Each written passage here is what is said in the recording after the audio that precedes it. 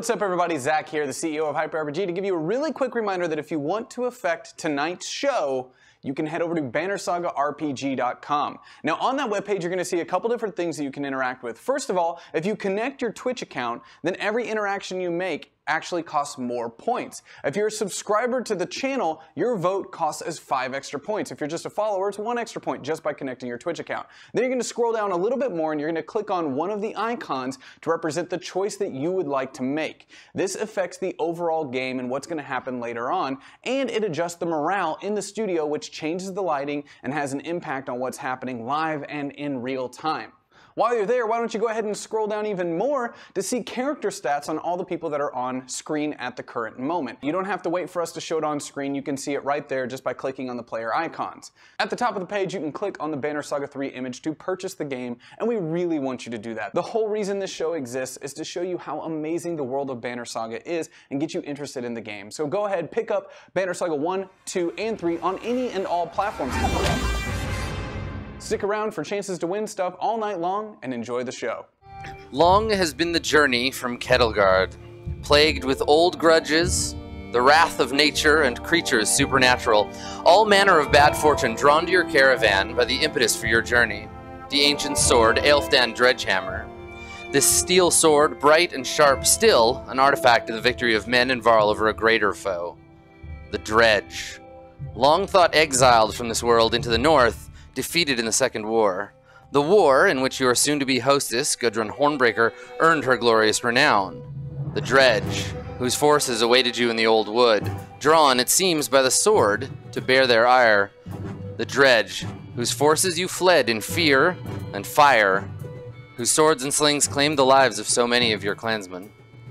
With the phantom of that foe, and the witch whispers of the wood behind you, all that remains is to press on, to Grinholm, to deliver the sword to Gudrun. That is, so long as the caravan can survive the strife that now threatens it, from without and from within. So in our previous episode, the caravan decided to search the woods as you pass through them, but to do so carefully, so as not to anger the spirits therein. I think they figured y'all had a handle on that. You had that under control. So I've added some additional supplies that they were able to scavenge up. And at the end of your journey, you found they found a burial cairn at the edge of the woods, at which they stopped to offer a prayer, which is going to slow down the trip a little bit because everybody wanted to stop and make sure they were paying homage to the dead. So as we go into our finale, into this 4th episode, Caravan, you have a decision to make. So you're worn down, your numbers dwindle, wagons and yaks, food supplies, and the lives of your kin all lost to the woods, and the dredge that waited within. On top of all of that, the witch Isgard and Varl Magnus came to blows over the fate of the sword Aelfdan Dredgehammer. Can you trust them as its guardians any longer? What will you do? Will you show trust in the sword's custodians, letting them bear the burden they were given when you set out?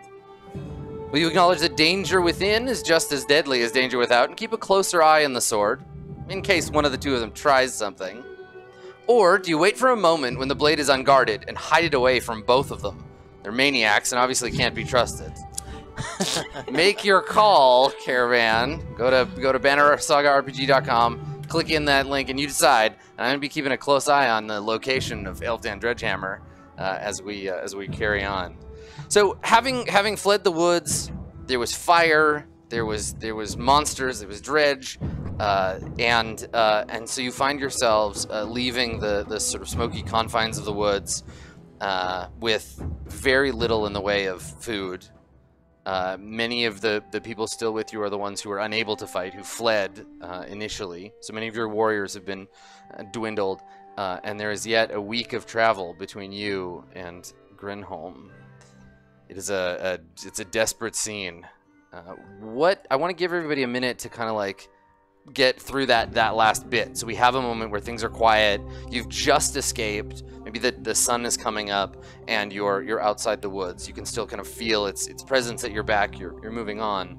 But what do you want to do? Do you stop and take stock of your rations? Do you press on, knowing the danger that lies behind you?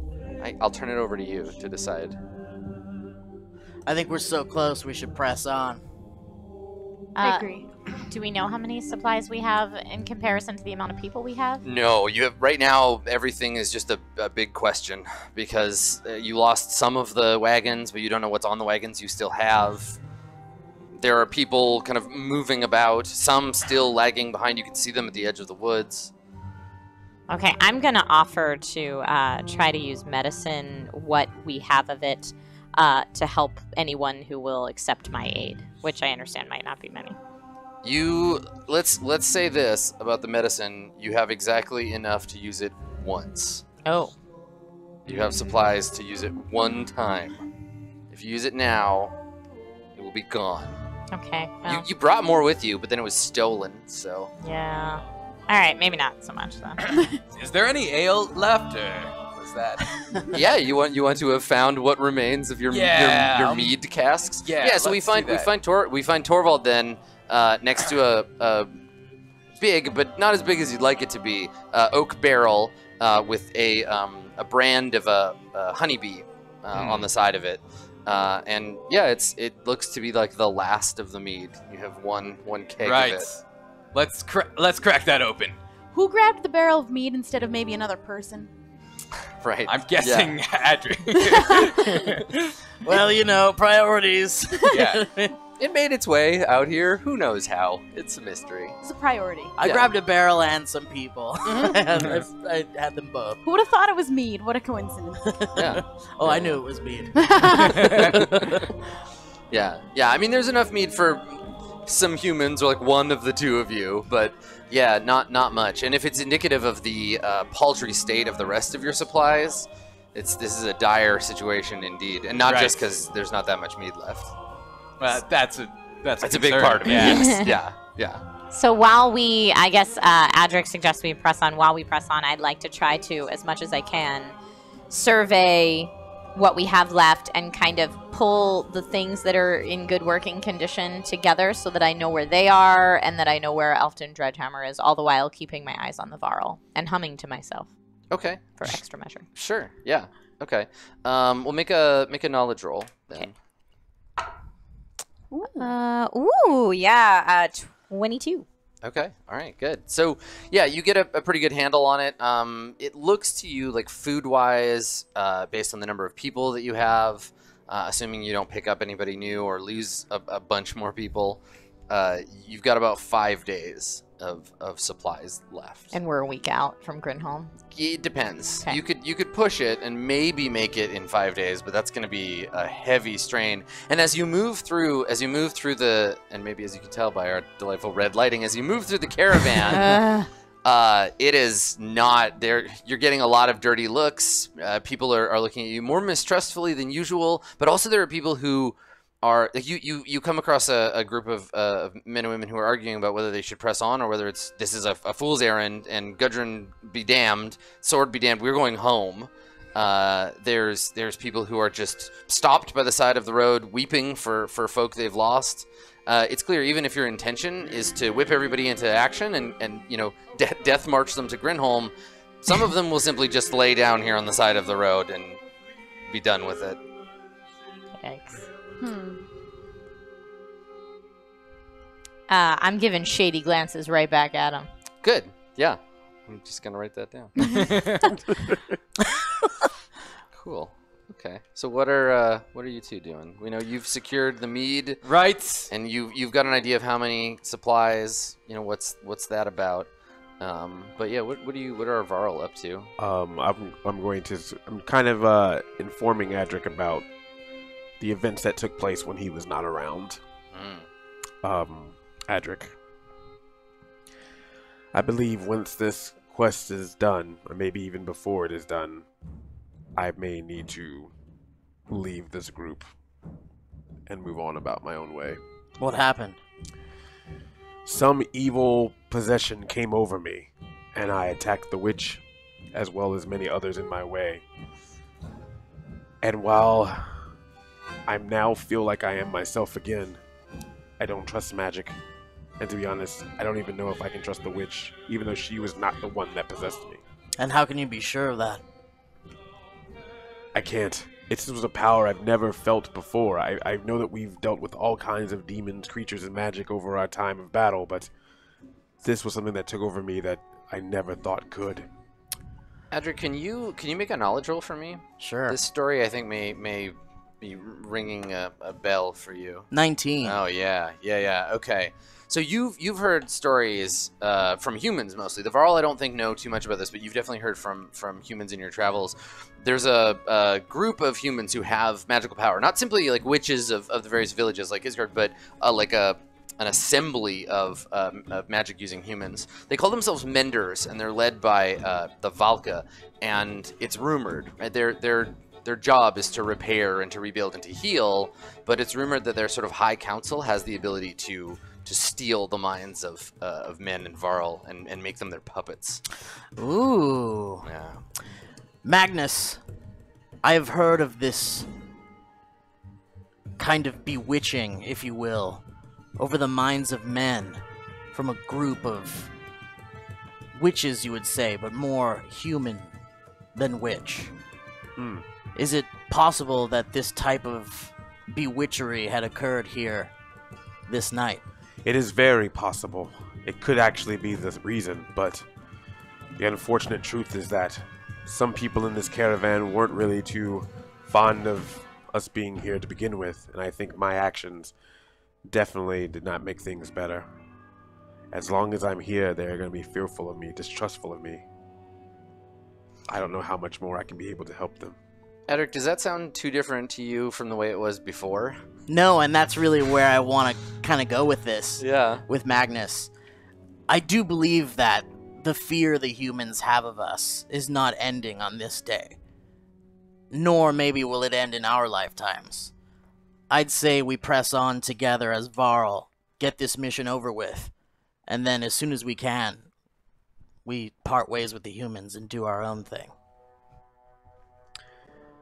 It was a shame. I thought that in some weird, crazy way that maybe we all could be seen as one, the Varl and the human. But I guess as long as we are who we are and they are who they are, we'll always be seen as different. As long as you know that you're not to blame for this incident, then you'll have the honor within you, no matter who tries to fight that.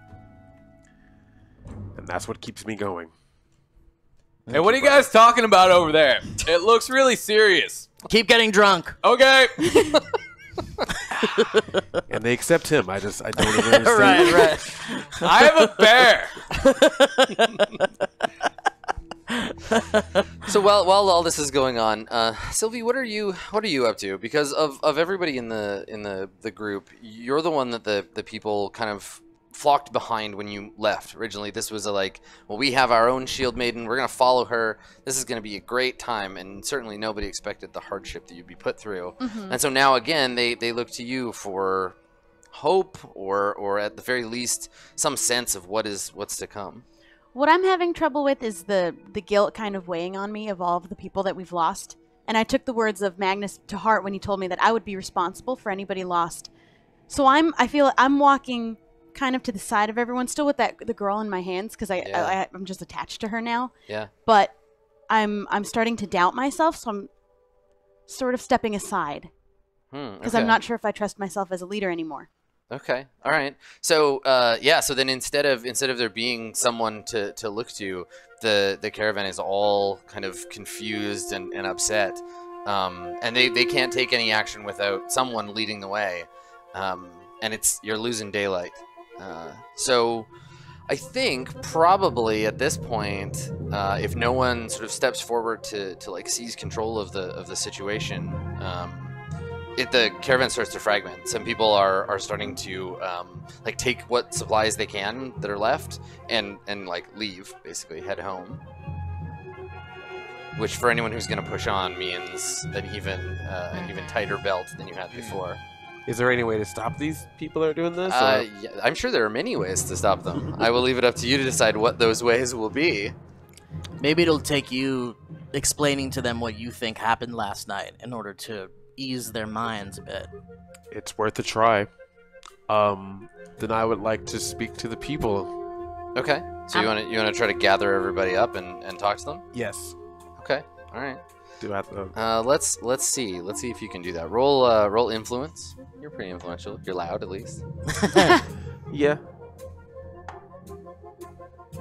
16 plus 2, 18. Nice. Okay. Sure. All right. So how do you do that? What do you do? Is this a like get up on one of the carts and wave your arms situation, or? Yeah.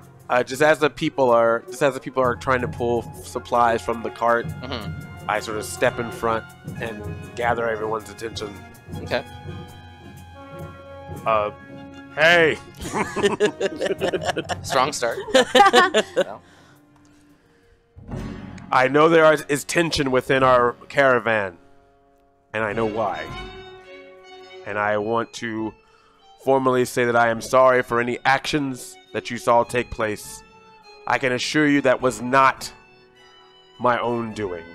There was some kind of possession, some kind of evil that you know that forest, that wood had, that took over me and made me attack this caravan, made me grab for that sword, and maybe even attack some that I said I did not trust, but is not true. There was great evil in that area. We've lost people. We've lost people from battle. We've even lost people from the magic within. But we are still very strong, the rest of us that have made it through this far. And we are so close. So don't put any judgment onto me. Don't put any judgment onto the witch. And definitely do not put any judgment on Sylvie, who has led us all this way and is strong and determined to get all of the rest of us to our rightful place.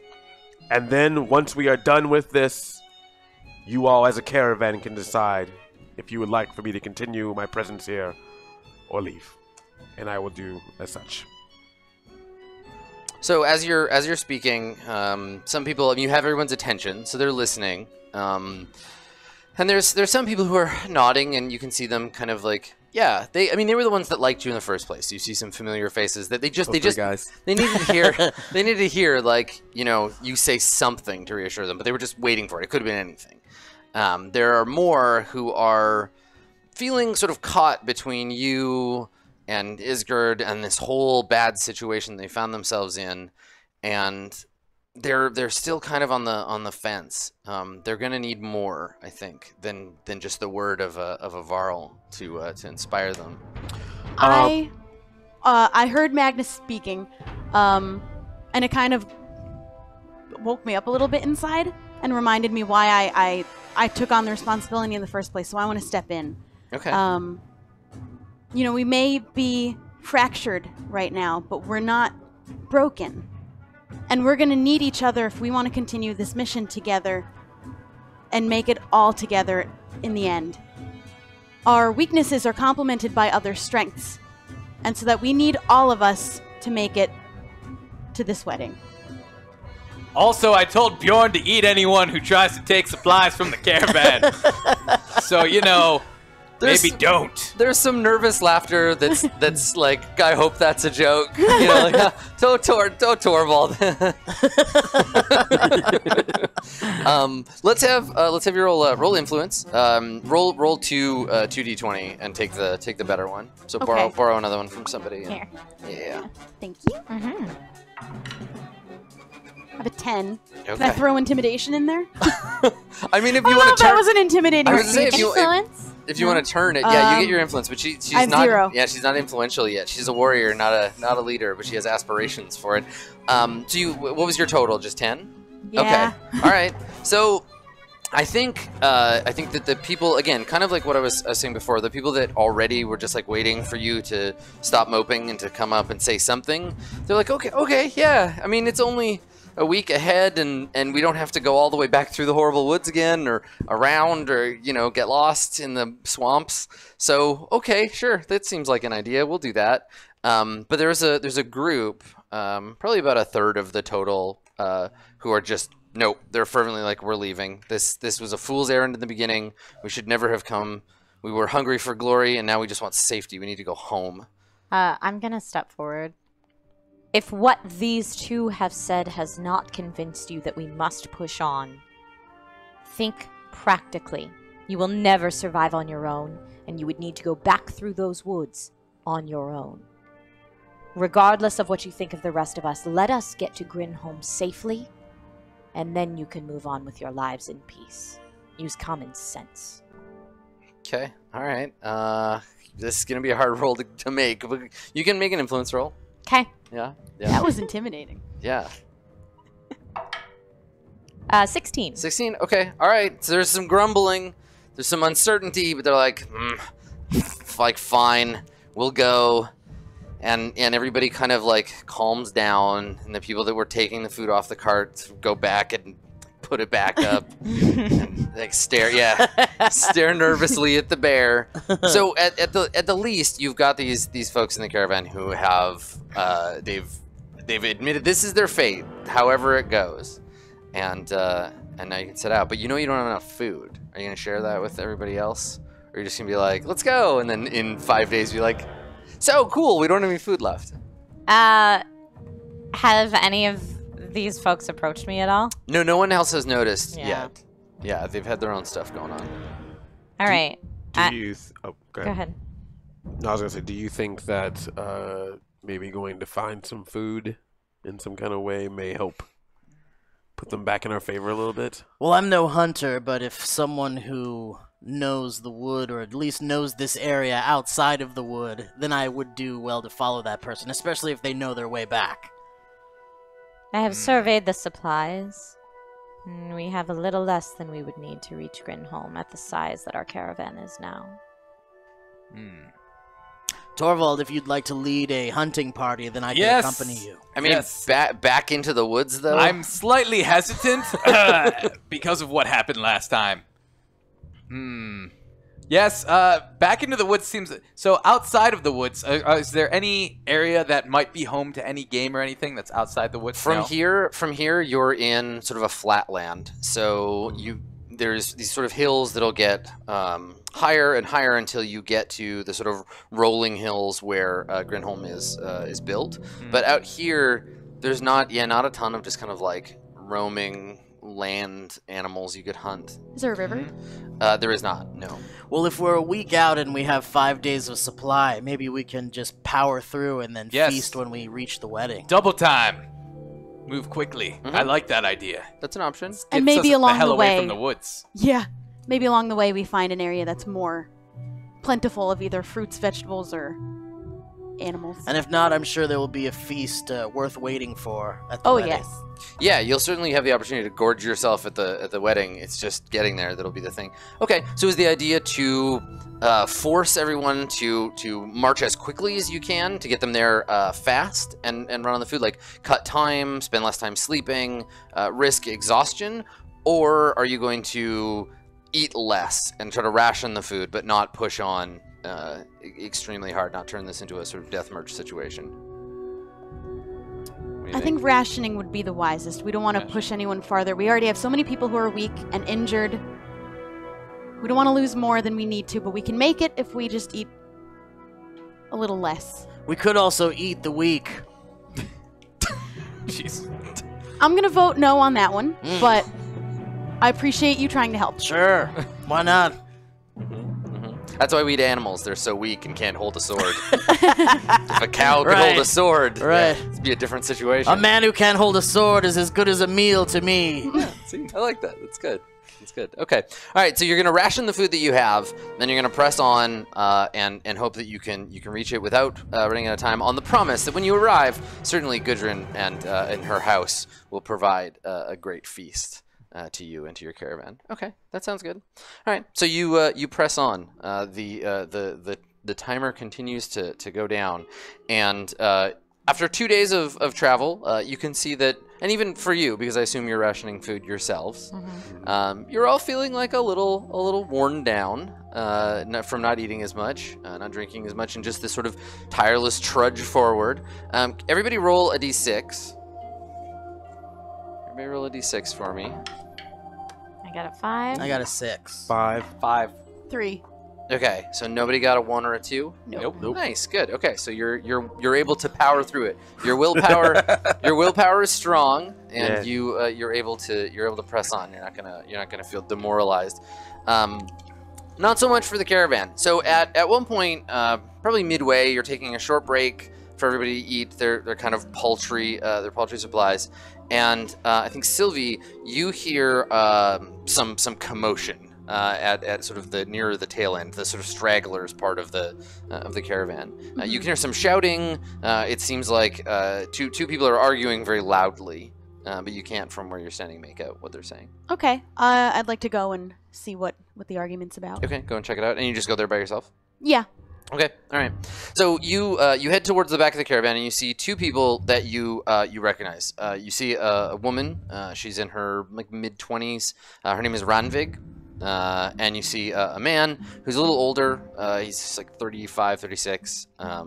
His name is Hafgrim, and the two of them are shouting at each other. Ranvig has tears streaking down her dirty face. Hafgrim is, you can see he's angry, and the two of them are arguing over something. You don't know. You haven't got context for the argument. Okay. All right, then I'll go up. Excuse me. I couldn't help it over here, and I want to make sure everyone's moving. So when you approach, they both have the same response, like, "Oh, thank goodness! Like Sylvie's here. She'll tell this asshole to do what I want." So Hafgrim is the first to speak because he's louder, and he says, by the gods, Sylvie, tell this fool woman that we need the extra food. My brother was wounded in the woods, and if he doesn't eat properly, he'll die."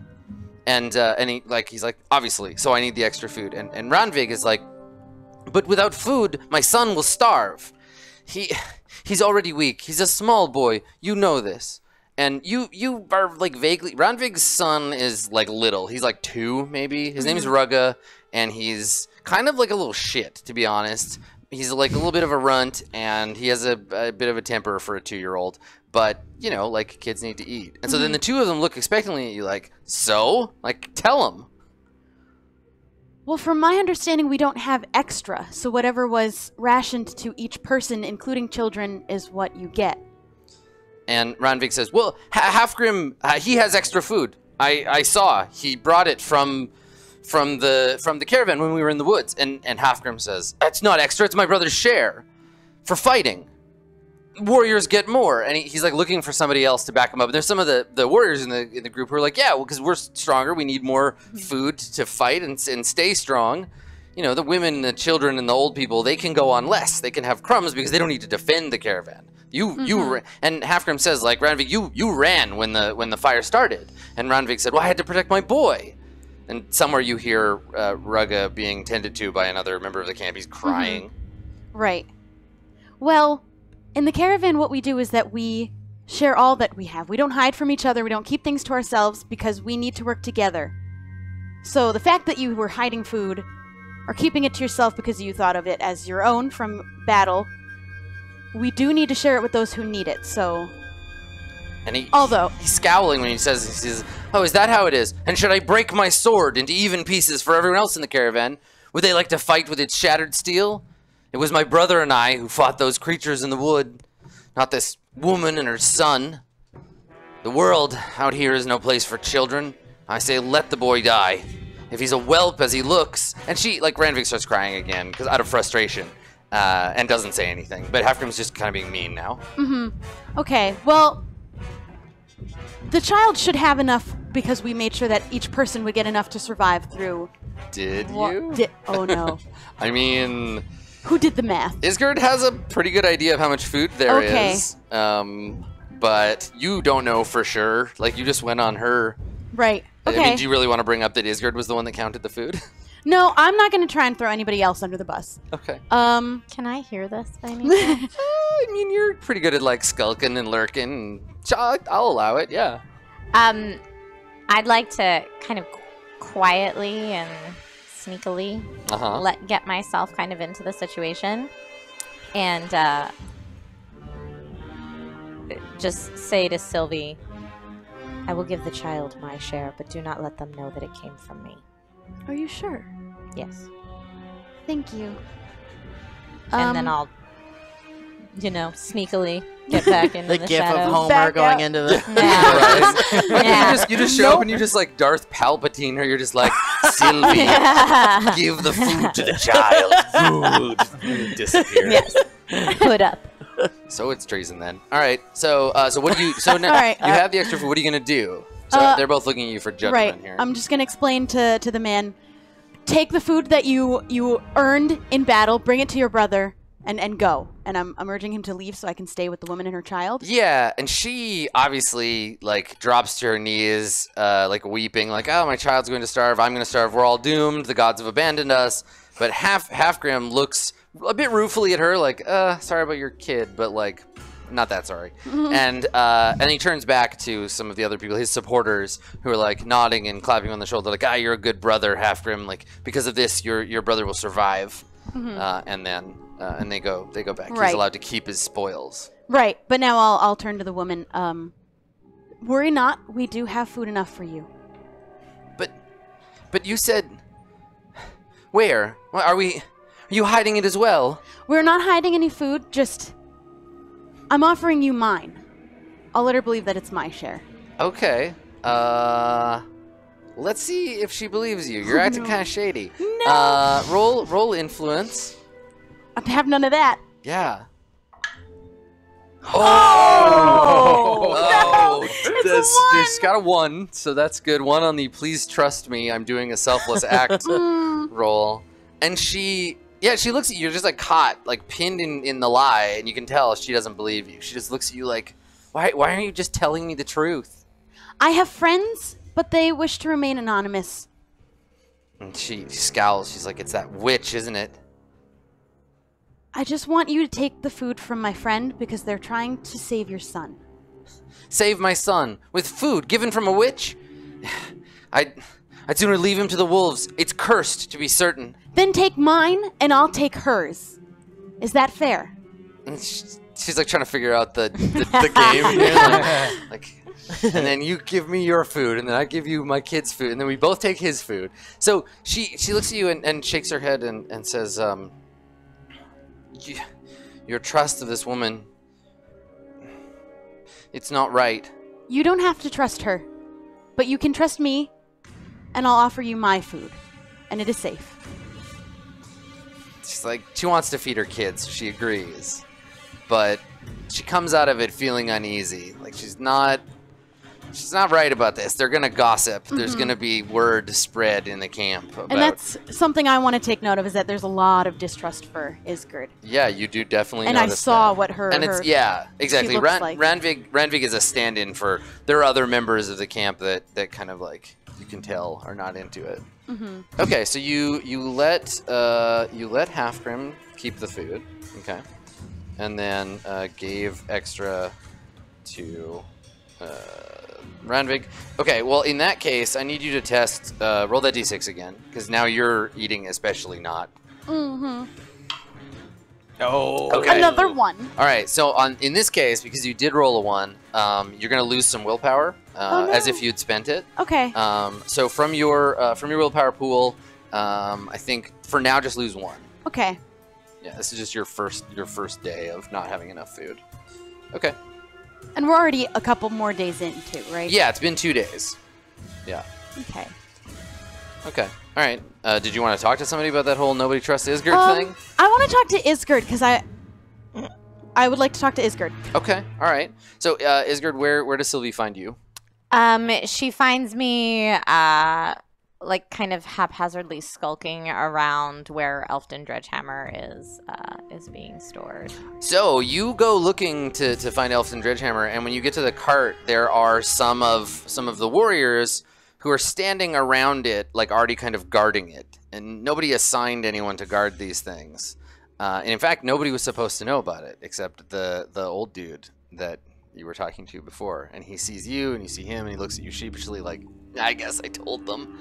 And when you start to walk up, they take notice, as though they were guarding it from you.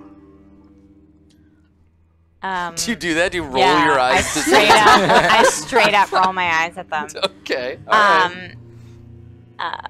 I thought you were supposed to keep it secret. he just like disintegrates. Like he doesn't want to. He's like, I have anything to do over here, and goes away. But the warriors, it's a couple of men and a woman, an archer.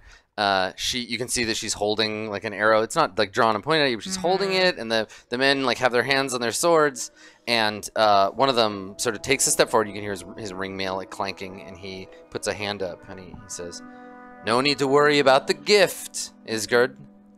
We'll take care of it." Will you? And he nods and looks at his friends, and they're like, "Yeah, of course." Brave step. You have seen what it attracts. And he shrugs and he says, "I suppose we're just brave men." Well, then the world should be thankful. Do take care if you see anyone acting out of the ordinary, including myself, to keep Elfton Dredgehammer safe from harm. I will keep watch. They kind of like look at each other like, okay, she should leave. This is making us uncomfortable. And you just stay there. I'm just going to stay there and kind of stare at them, like Right, as long as I can see it. So, Sylvie, you walk into this situation. You see Isgard and these people standing around the wagon. Right. Is there an issue over here? Why are so many people around this one wagon? Some members of our caravan have decided to graciously spend their time and energy guarding our gift on its journey to Grinholm. Did it need so many people guarding it? That is not my decision to make. Why are so many of you here? And they scowl and they gesture at Isgard and they say, "We're keeping an eye on our prize. For all of this strife, if we were to make it to Grinholm and to have lost the sword, it would make the journey worthless." That cannot happen. And he's like, "That's what I'm saying. I agree. And we're guarding it. We've been working in shifts, making sure day or night that there's at least 3 of us on this wagon at all times." All right.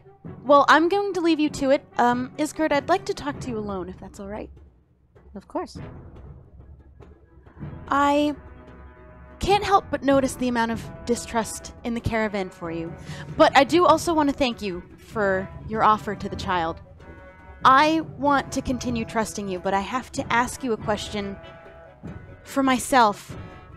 We saw something while we were in the woods. We were shown what we were to believe was your true form. I would need an honest answer. Is there anything that you're using magic to hide?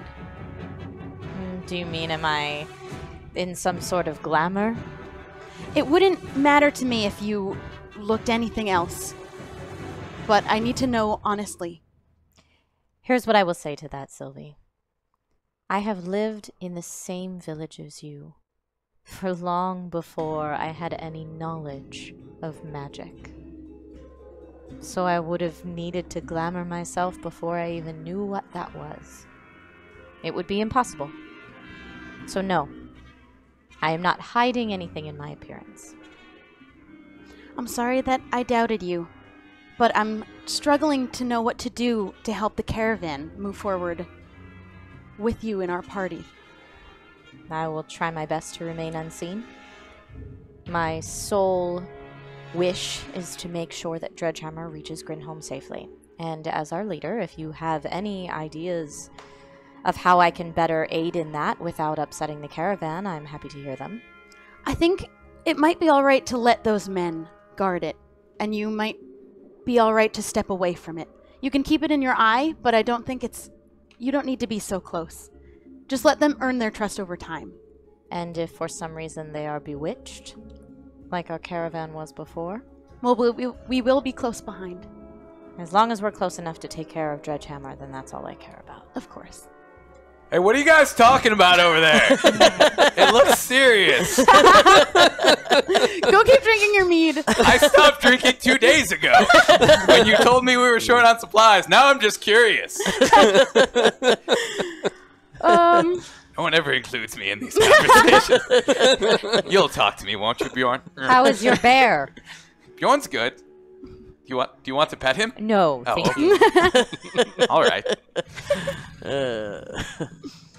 Yeah, I mean, Torvald, things have been fine. Like the last 2 days, like you're a little hungrier than usual, but you know, you're I'm kinda, used to wandering the woods, and you know, sometimes you find game, sometimes you don't. Yeah, and I feel like the kind of political ongoings of the caravan. I don't know. They just go over your head, or do you notice them and ignore them? Like, I notice them, but a lot of times it's these kind of hushed conversations far away from me, and I just kind of wonder silently or out loud sometimes what they're talking about. But then after a minute or two, I start thinking about something else. yeah, so, totally. I take notice, but I don't really stay with that train of thought very long.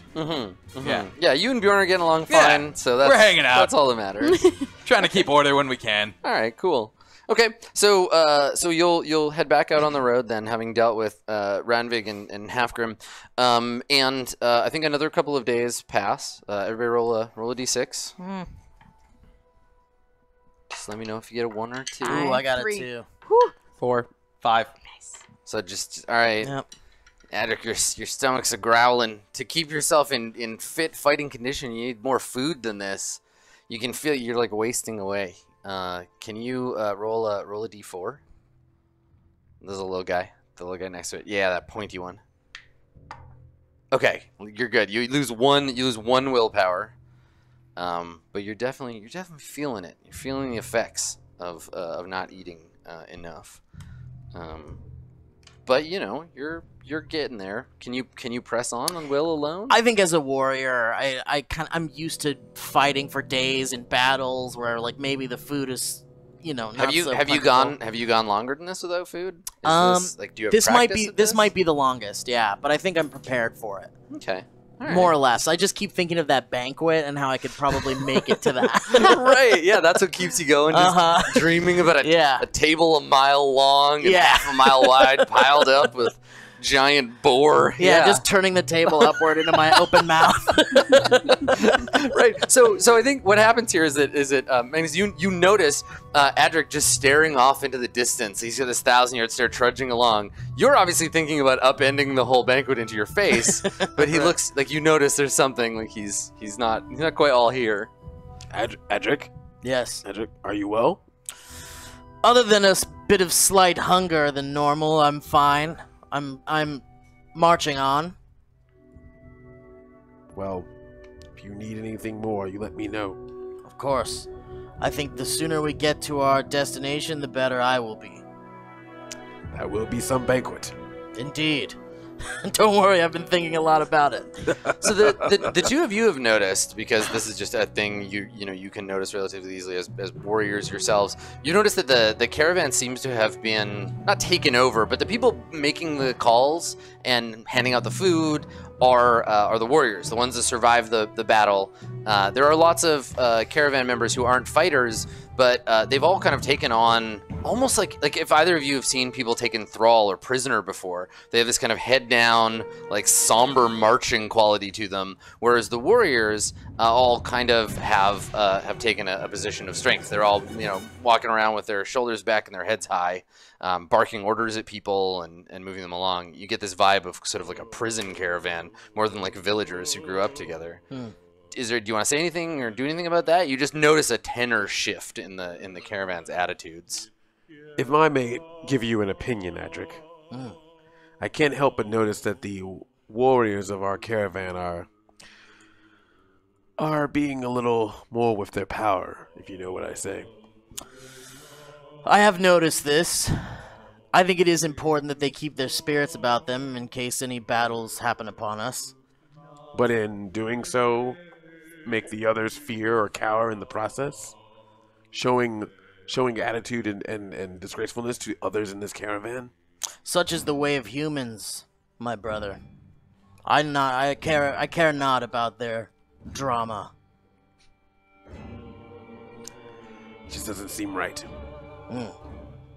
Well, then do what you will, brother, but I need my warriors at top condition in order to fight. If drama, you think, is what is causing troubles within the caravan, then that is off my hands. Fair enough. Okay. I would like to go to these warriors. Okay. Yeah, they don't seem to have like a centralized leader or anything, but basically anyone with a sword has become just better and more important than anyone that doesn't have one. Okay.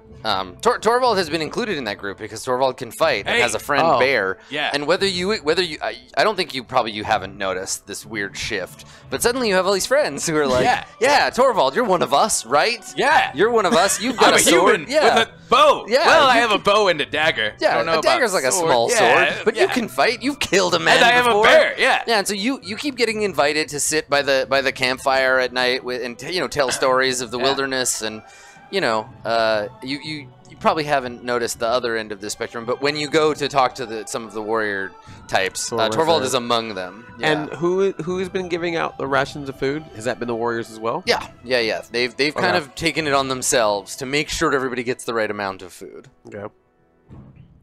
Warriors. Oh, hey, Magnus. What's up? Torvald. Everything going well? And Halfgrim is there, and he nods and he says, "Aye.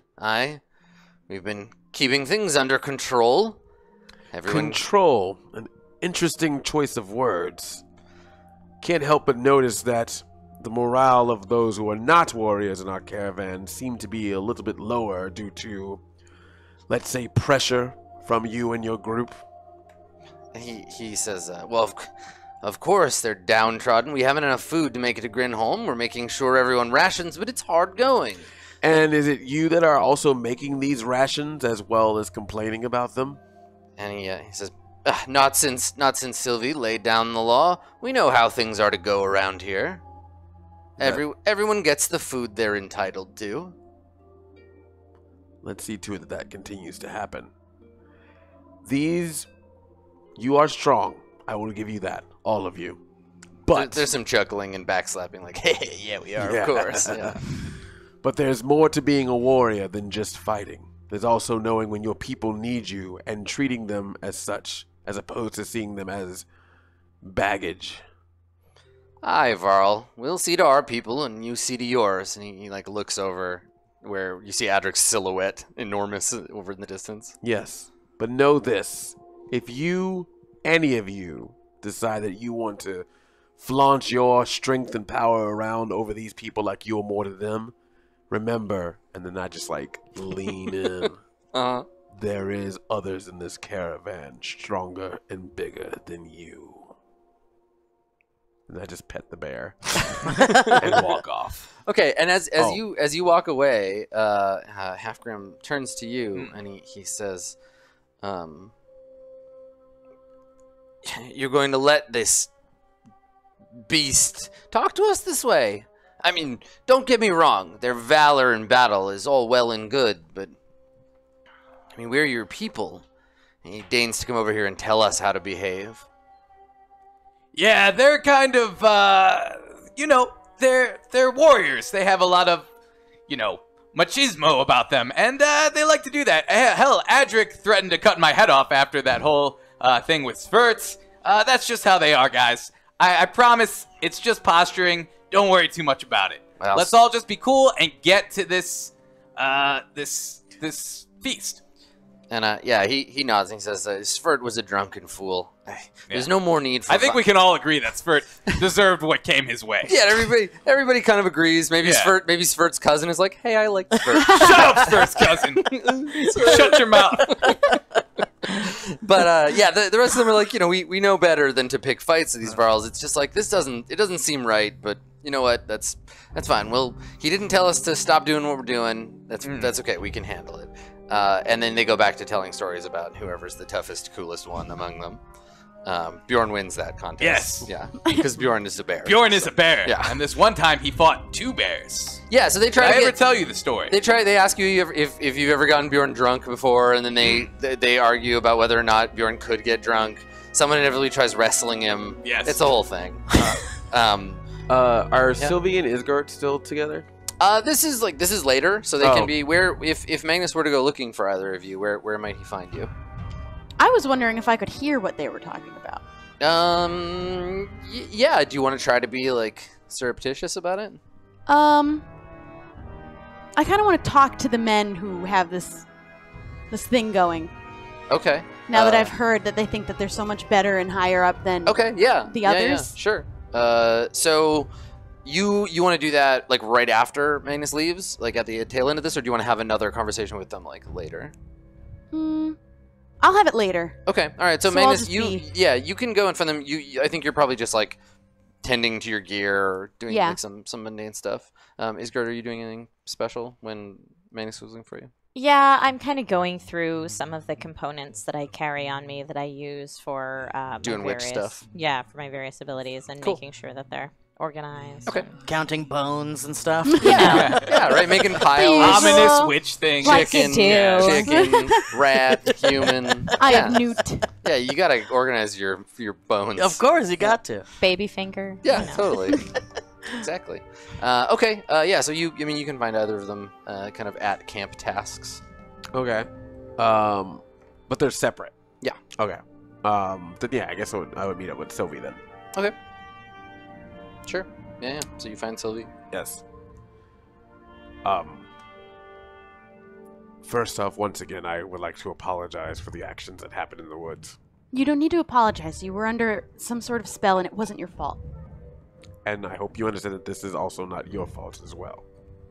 It's taking me time to accept. You are strong.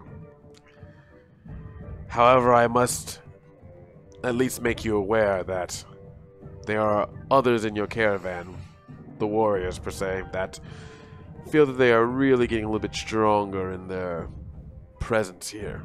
Yes, I've noticed, and it's definitely a problem that we need to deal with. See that you do.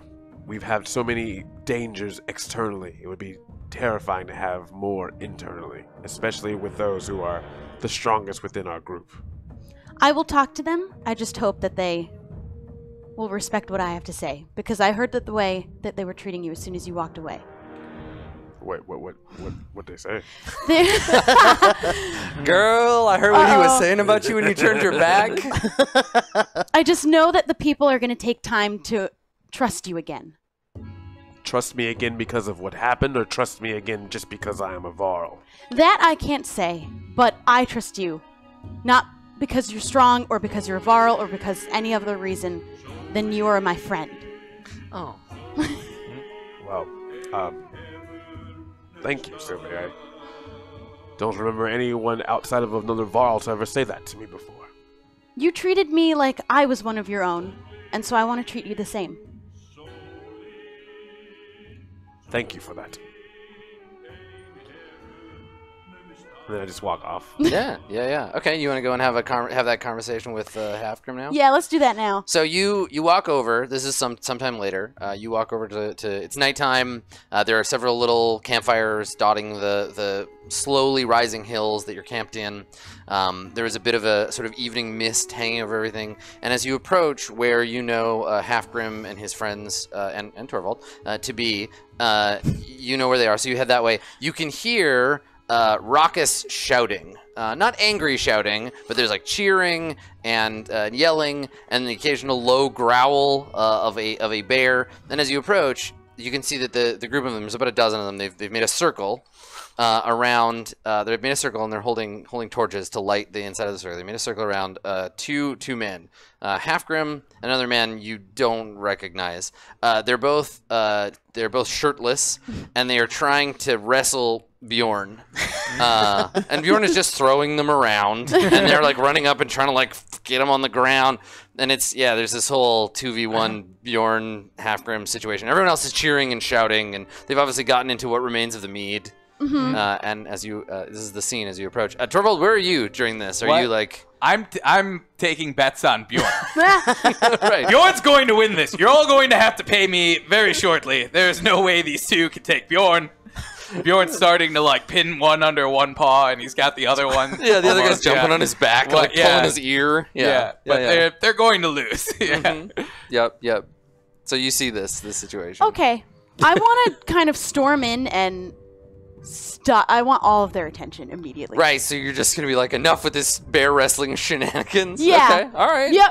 I just want to step into the center and kind of just call them all out and have all of their attention. Okay, what does that look like? Do you just like walk into the circle? I'm going to walk up and I'm going to start it off by shouting, "Men! You think you have so much power in this caravan, You think that this is how warriors act? Make an intimidation roll to try to get their attention. I wanted to be intimidating at some point. Yeah, do it. Because you're commanding their attention. Okay, that's a Someone interrupts you. You got a 5, 6. +1. So someone interrupts you. You're just like, men, do you think this is the way warriors act? And someone in the background is like, yes! She wants a turn with the bear! Yeah, Sylvie, fight the bear! And so now everybody is just totally taken away with that. They're just like, fight the bear! Fight the bear! And they're yelling and shouting, and Bjorn's got both guys pinned down. He looks up at you like, you want some of this? Or because I got 2 more paws on the back end. And he just kind of growls at you. But everybody's just shouting, and they just want you to fight the bear. Well, I'm not gonna fight the bear. I'm gonna interject. All right, guys. I think Bjorn's done for tonight. You guys pay up. I think you bet on those 2 idiots. Yeah, pay me. And then let's listen to Sylvie. Sylvie, I think she wants to say something. Thank you, Bjorn Torvald. to me. Okay, so Torvald, if you want to be Sylvie's hype man here and try to like reposition them, yeah, make an influence roll. Oops. Can I get that back? Roll that in the thing there. Sorry. Darn, it was an 18. It I know, hopped it's a out. good roll too. 10. Oh, plus? Plus I have 1 influence. Okay, and the fight's more or less over, and Bjorn's like he's helping. So yeah, I think there's some grumbling and like, oh, I want to see Sylvie fight the bear. But they'll listen. You don't have the same kind of soapbox situation that Magnus had earlier, but they're around. They're some of them are paying, but they're not leaving. So Right. Okay, so I can talk to them now. yeah. You think that this is how warriors act? Do you think that the caravan respects you? They fear you. That's not what warriors do. You're supposed to protect them and have their interests before your own. But you're here acting like children and bossing them around and making sure that they're in order and in line. These are your friends and your brothers and your sisters and your wives and your children. Have respect for them because they don't respect you, they only fear you. And that's not what a real warrior would do. Damn. With that inspirational I'm gonna speech. roll a 1 and it doesn't do anything. Yeah, right. Let's see. Let's see. It was a good speech. You can roll twice. Okay. Roll twice and take the Can better I add a one. 1 also with intimidation Yeah, again? yeah. I mean, you're being Okay. like if you had the mom skill, you would be able to roll that, but that's not a real skill. So, I mean, momming is a skill. We got there a you 20. go. All right, so they're suitably admonished. All right, there's a lot of like, you know, you gave them the harsh mom, and they're gonna give you the like, shucks, God, didn't mean to. Mom So they all- busted the party. Yeah, they all kind of like are like bummed that they went too far, but they realized it wasn't the right thing to do, and. Halfgrim particularly is like too embarrassed to like look you in the eyes, but you can see they get it, and they kind of calm down and disperse. So now it's just you and Torvald. So All Torvald, right. you saw this. That was a good speech. I want to thank you. I don't think I would have been able to get it out without your help. Yeah, of course. I could tell you were trying to say something there, and perhaps I let myself get a little carried away with these guys. It's just kind of, the Varls are kind of standoffish. The one threatened to kill me. I just kind of found some camaraderie. It's just gonna never let that go. Well, no, I mean, I feel bad about it. I mean, I deserve to be threatened to kill, but I just kind of found some camaraderie. I haven't messed up with these guys yet, so we're just kind of having some fun. But I see your point. Yes, the Warriors have been getting a bit out of control lately, and I'm glad you laid the law down. It's nice that you've made friends with them. Maybe you can steer them in the right direction. Hopefully if they get out of line again, I could maybe point them in the right direction. I would appreciate that. Yes, of course. Okay. All right. Great. And then I walk away kind of counting my money. Yeah, you got like a little bag. As long as you don't starve, you got some money to spend. I give him when like you a get to fist bump Grinholm. on the We way make out. it to this. Yeah. Yeah, you'll be doing okay. All right, so you're probably about two more days away. Everybody roll that d6 one more time. Oh no, I got a 2 again. 4. 5. Okay, all right. Man, it's just grinding you down, starving. dude. Hungry guy. Yeah. Yeah. They've got like 4 stomachs or There's something. a big guy. there's a terrible growl, and everybody looks at Bjorn, but it's your stomach. Roll a d4, and you're gonna lose that much willpower. 1. Whoa, still toughen it nice. out. Okay, all right. So the caravan has come to a stop at the joining of 2 paths. So there's the path that you're on that leads to Grinholm, and there's another side path. There's lots of these. You've seen them along the way, where smaller villages or like shepherd paths lead up to the main one. But there's a confusing set of tracks that join the path heading to Grinholm. It looks like about a day or so ago, a Varl and a handful of humans joined this path coming from the south. But then more recently, there are a set of strange tracks, heavy tracks that have joined up and given chase. It looks like this Varl and his friends are being followed by these strange footprints. They're kind of like smaller versions of, and I guess you'd be the one that recognizes this. Yeah. I'll have you roll and I'll tell you how much. Okay. So if you've got a skill, you're gonna roll knowledge. And you can add any skill that's like for tracking. Okay. So a 7. But I do have skills: awareness and survival. Okay, so you can add 2, and then do you have a knowledge bonus for knowledge? I do have a knowledge +1, so 3 total. So you've got a 10. Yes. Okay. All right. It's weird because they look like animal. They look like animal footprints, but they're too small to be yaks. They're like hoof prints. But the only animals you can think of that have like hooves like this are the yaks, but these are much too small. And they appear to be in sets of 4, quite close together. And there's maybe like a dozen of them, and they're moving it quite fast. Like they're horses giving chase. Horseborn.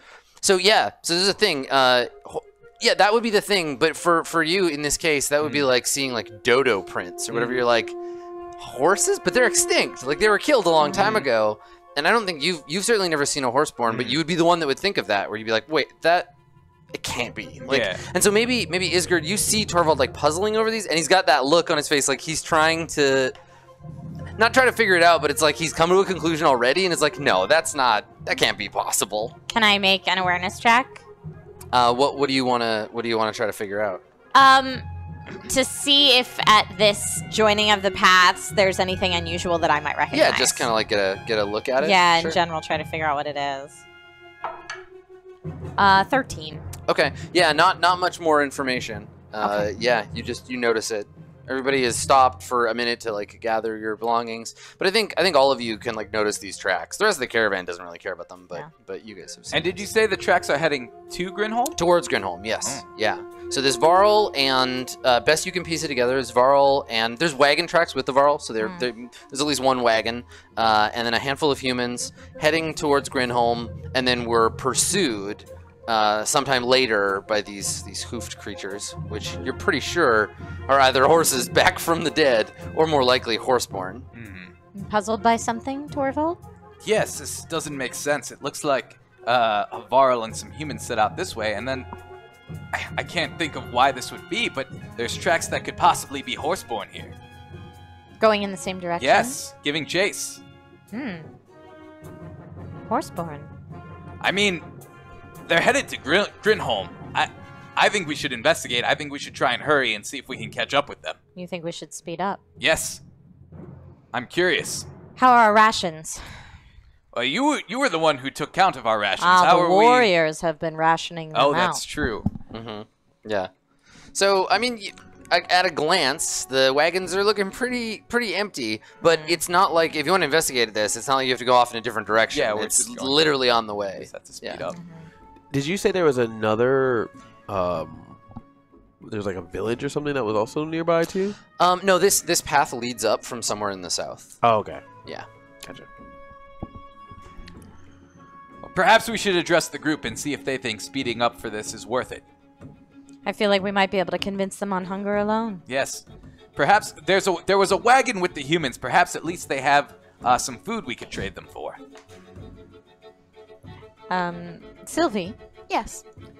Torvald has made notice of something unusual and thinks perhaps we should all speed up further to Grinholm. Speed up. What is it that you saw? I saw tracks. A Varl and some humans with a wagon, pursued by creatures I'm not quite sure about yet. They were hoof prints in clusters of 4. Possibly horseborn? I'm not sure. Horseborn. Possibly. Do you have any experience with horseborn? Not at all. But if that's what's possibly ahead of us, it might be worth speeding up, and maybe we can reconvene or find this other set of humans in Varl and... Yes. Well, I was thinking they have a wagon. They might have some supplies we could trade for if they knew we were in dire straits. And I'm honestly quite curious about these horseborn prints. Yes. Do we have any reason to suspect that the horseborn might be hostile towards us? Yes. Yes, you do. Okay. Yeah, I mean, by nature, they're hostile towards anyone who's not them. They're known to raid villages, to burn and pillage. If someone is being pursued by a group, if it is indeed horseborn, they're being pursued, they're in trouble. Then I would worry that those people being chased are in danger. I would agree with you. And they probably need our aid. Do we hear any of this? Yeah. Oh, totally. Yeah, I think you're did say you're we all should around. adjust the group. okay. Yeah. Okay. If I may be so bold, if these horseborn are chasing this other caravan, they may be in danger. I suggest that I could go forward a little bit more, see what's happening, and if it's possible, maybe there's some way to stop this and get some of those people to come back and help us with their supplies and with their extra Right. people. They would be grateful for helping them against the horseborn. I will go with Magnus, me and Bjorn. Mm-hmm. We will go on ahead. Okay, so you're gonna just like sprint up ahead. We're as fast as you can? we're gonna move a certain distance ahead. Still, everyone should speed up, but just in case that horseborn. So you want to get a chance to get there Question: first. How get the many? advantage. How many of these creatures did I see? Judging by the tracks, it's hard to say. Hard to say. Yeah. But 3 or more, or Yeah, more than 3? Okay. yeah. A warband of indeterminate size. Yes. I saw a warband of indeterminate size. Perhaps we should take Adric with us as well. Adric, do you feel like you would be up for He this is challenge? hungry. Well, I'm not in my best shape. I to hear be horseborn honest. are delicious. But yes, if there is a chance for me to find supplies and to gain my strength, then I will come with you. Let me just remind everyone what happened the last time our warriors and men of strength to fight peeled off from the caravan. And what about the last time a witch stayed behind to have a battle with another witch? Are you insinuating that I attacked our own caravan and caused Magnus to almost kill me? Why would I do that? For fun? I don't know. I think your intentions are yet to be seen. We were shown a vision in the woods by the other witch that seemed perplexing to us. You were manipulated. Perhaps. But we are no longer in the woods, and we are not going separate paths. We are going to one straight path to Grimhelm. We're going to be fine. But something needs to be done. Those people could be in danger, and they could be of help to us. And if those horseborn attack them, it's more than likely they will return and attack us. We must take the advantage. I say we move forward, have the caravan move a little distance behind us, and we stop whatever is in that pathway. I think Magnus is right. Okay. So you want to press on then? So Yeah, we're gonna the three press of you will on. split up and, Yes. and head forward. Okay. So Sylvie and Isgard, you gather the caravan. The fighters, with their newly instilled sense of civic duty towards their fellow human, they're Yes. ready to go on the rescue mission. Yes. But they'll stay back and keep everybody safe.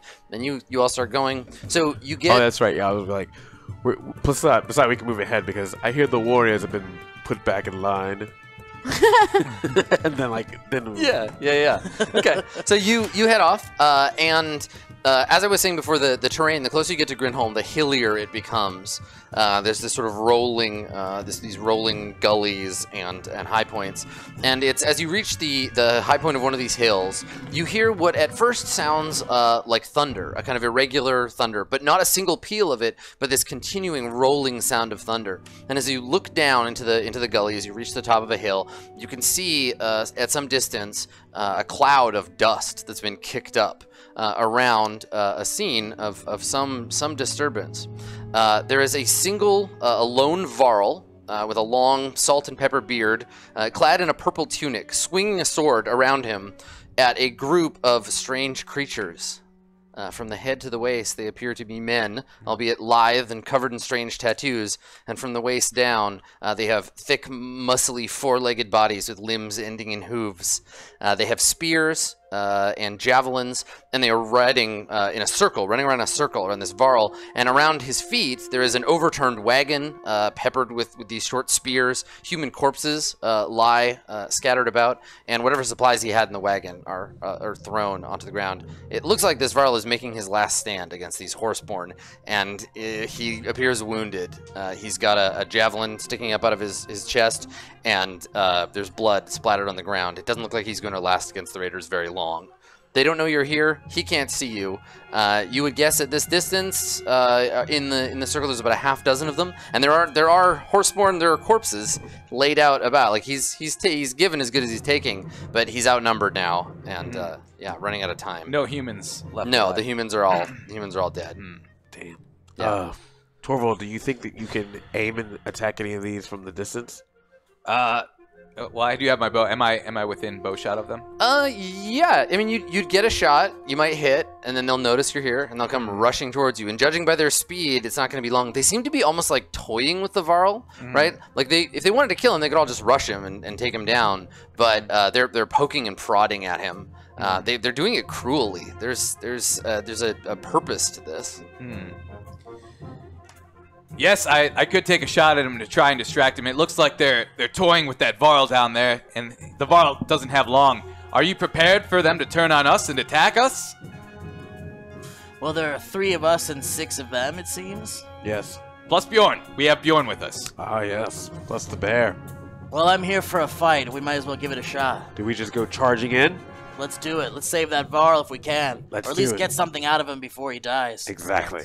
Okay. We're going in. All right. So the two of you and Bjorn, I assume, are going to run down the hill towards them. And you want to take a shot? Yeah, with your bow? I'd take a shot, and I'd like to join them afterwards. Okay. So I take a shot.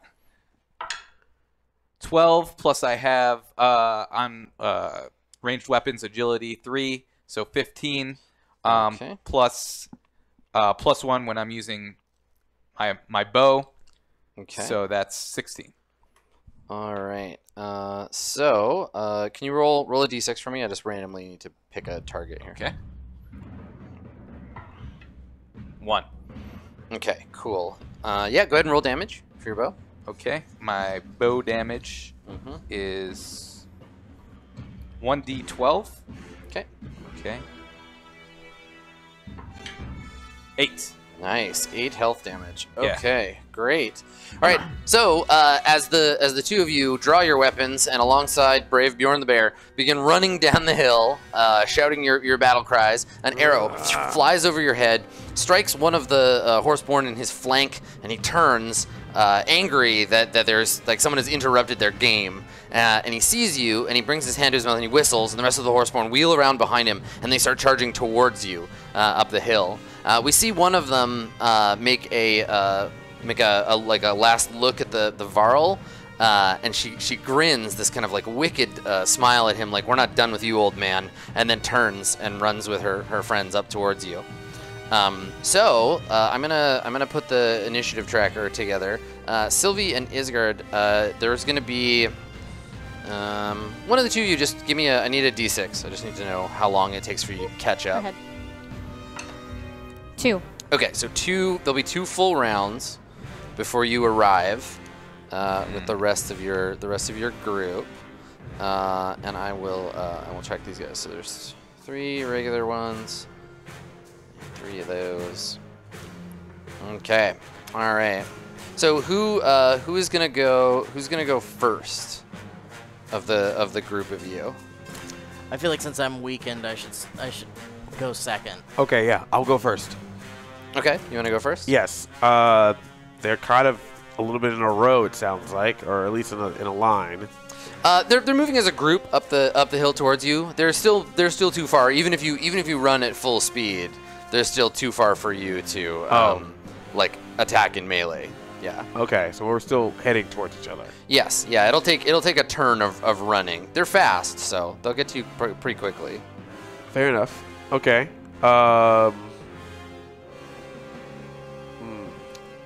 Then I guess I will just run towards them. Okay. Yeah. I mean, that's unless you have a defensive ability. You have your shield. You could set up a wall and wait for them to come crashing into you. Okay. Yes. Okay, that's good. Actually, I would like to do that. I would like to keep running, but I would like to definitely have my tower shield up. Okay. And have after Torvald shoots his shot, stay behind me, so that way that there's not any projectile attacks that can hit him and Adric. Okay. So do you want to take your turn, or do you want to wait? Well, I want to use my turn to run and hold up shield. Okay. Sure. Yeah, that sounds good. Okay. Okay. All right. So that was Magnus. Okay. So then they move. So one of the it looks like they're mixed sort of. Some of them have throwing spears, and others have sort of melee spears. Okay. So ones with the melee spears continue they're going to continue to run towards you. So one of them does so. Torvald, it's your turn. My turn again. How close is Bjorn to them now? He moves at basically the same rate these guys do. He's a little slower, so there's no one for him to swipe at. He's not an attack range. Okay, then I fire my bow again. Okay. Yeah. 11 plus 3, 14, 15. Okay. Yep. Yeah. Are you firing at the same target? Yes. Okay. Sure. Where did the last one hit him? Just hit him in the flank. Okay. Yeah. I'm aiming for his throat. Yeah. Right. You're aiming for central mass this time. Okay. 9. Nice. Okay. Cool. All right. So this one is getting pretty dramatically weakened. He takes another hit as he runs forward and falls back a little bit in the line. I yell for Kettle Guard! Okay. So. And radishes. And radishes! Okay. Adric? I think it would be wise for me to stay behind Magnus. Okay. And just kind of be his support, just because of how weakened I am. I mean, I guess I just have 2 willpower, so I'm not like actually weakened by strength, unless you want to add. No, your strength is fine. Yeah, it's just your internal supply of. Oh, and actually, that reminds me. We'll see. Everybody roll.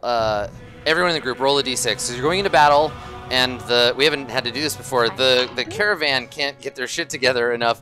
The morale has weighed on all of you. So roll a d6, and you're going to lose that much willpower. A 1. Really? Yeah, you want to roll low. I have a 5. Okay, I rolled a that's 1. that's a d8. So so you may not have any willpower for this battle. Oh well. This one here then. Oh. Yeah, you can gain your willpower back by You can gain your willpower back by felling enemies, but you may start with very little. Okay. Yeah. Can we do anything with our renown here? Or is it? No. When we get to the end, we'll use that. Okay, cool. If I make a willpower attack, does that allows me to roll? You're not attacking. Normally, you would spend willpower to make a break or a health attack with 2d20. So do you still have some willpower? Or did you lose it all to the caravans? No, I didn't lose any. Okay. I still have The the d6 you just rolled. Yeah, I lost 1. Okay, so I have you 5. can still use that. Yeah. Okay. You can use that on your turn. Okay, so Adric, you want to move up beside your companion? Yeah, here? I think I'll fight with Magnus, Okay. but I do want to take specific aim at the weakened one. Yeah. Okay. So you want Yeah. to try to get an opening for that one? When As when soon he as comes he's in? close enough, I want to. Okay, attack that one. he's falling a bit behind.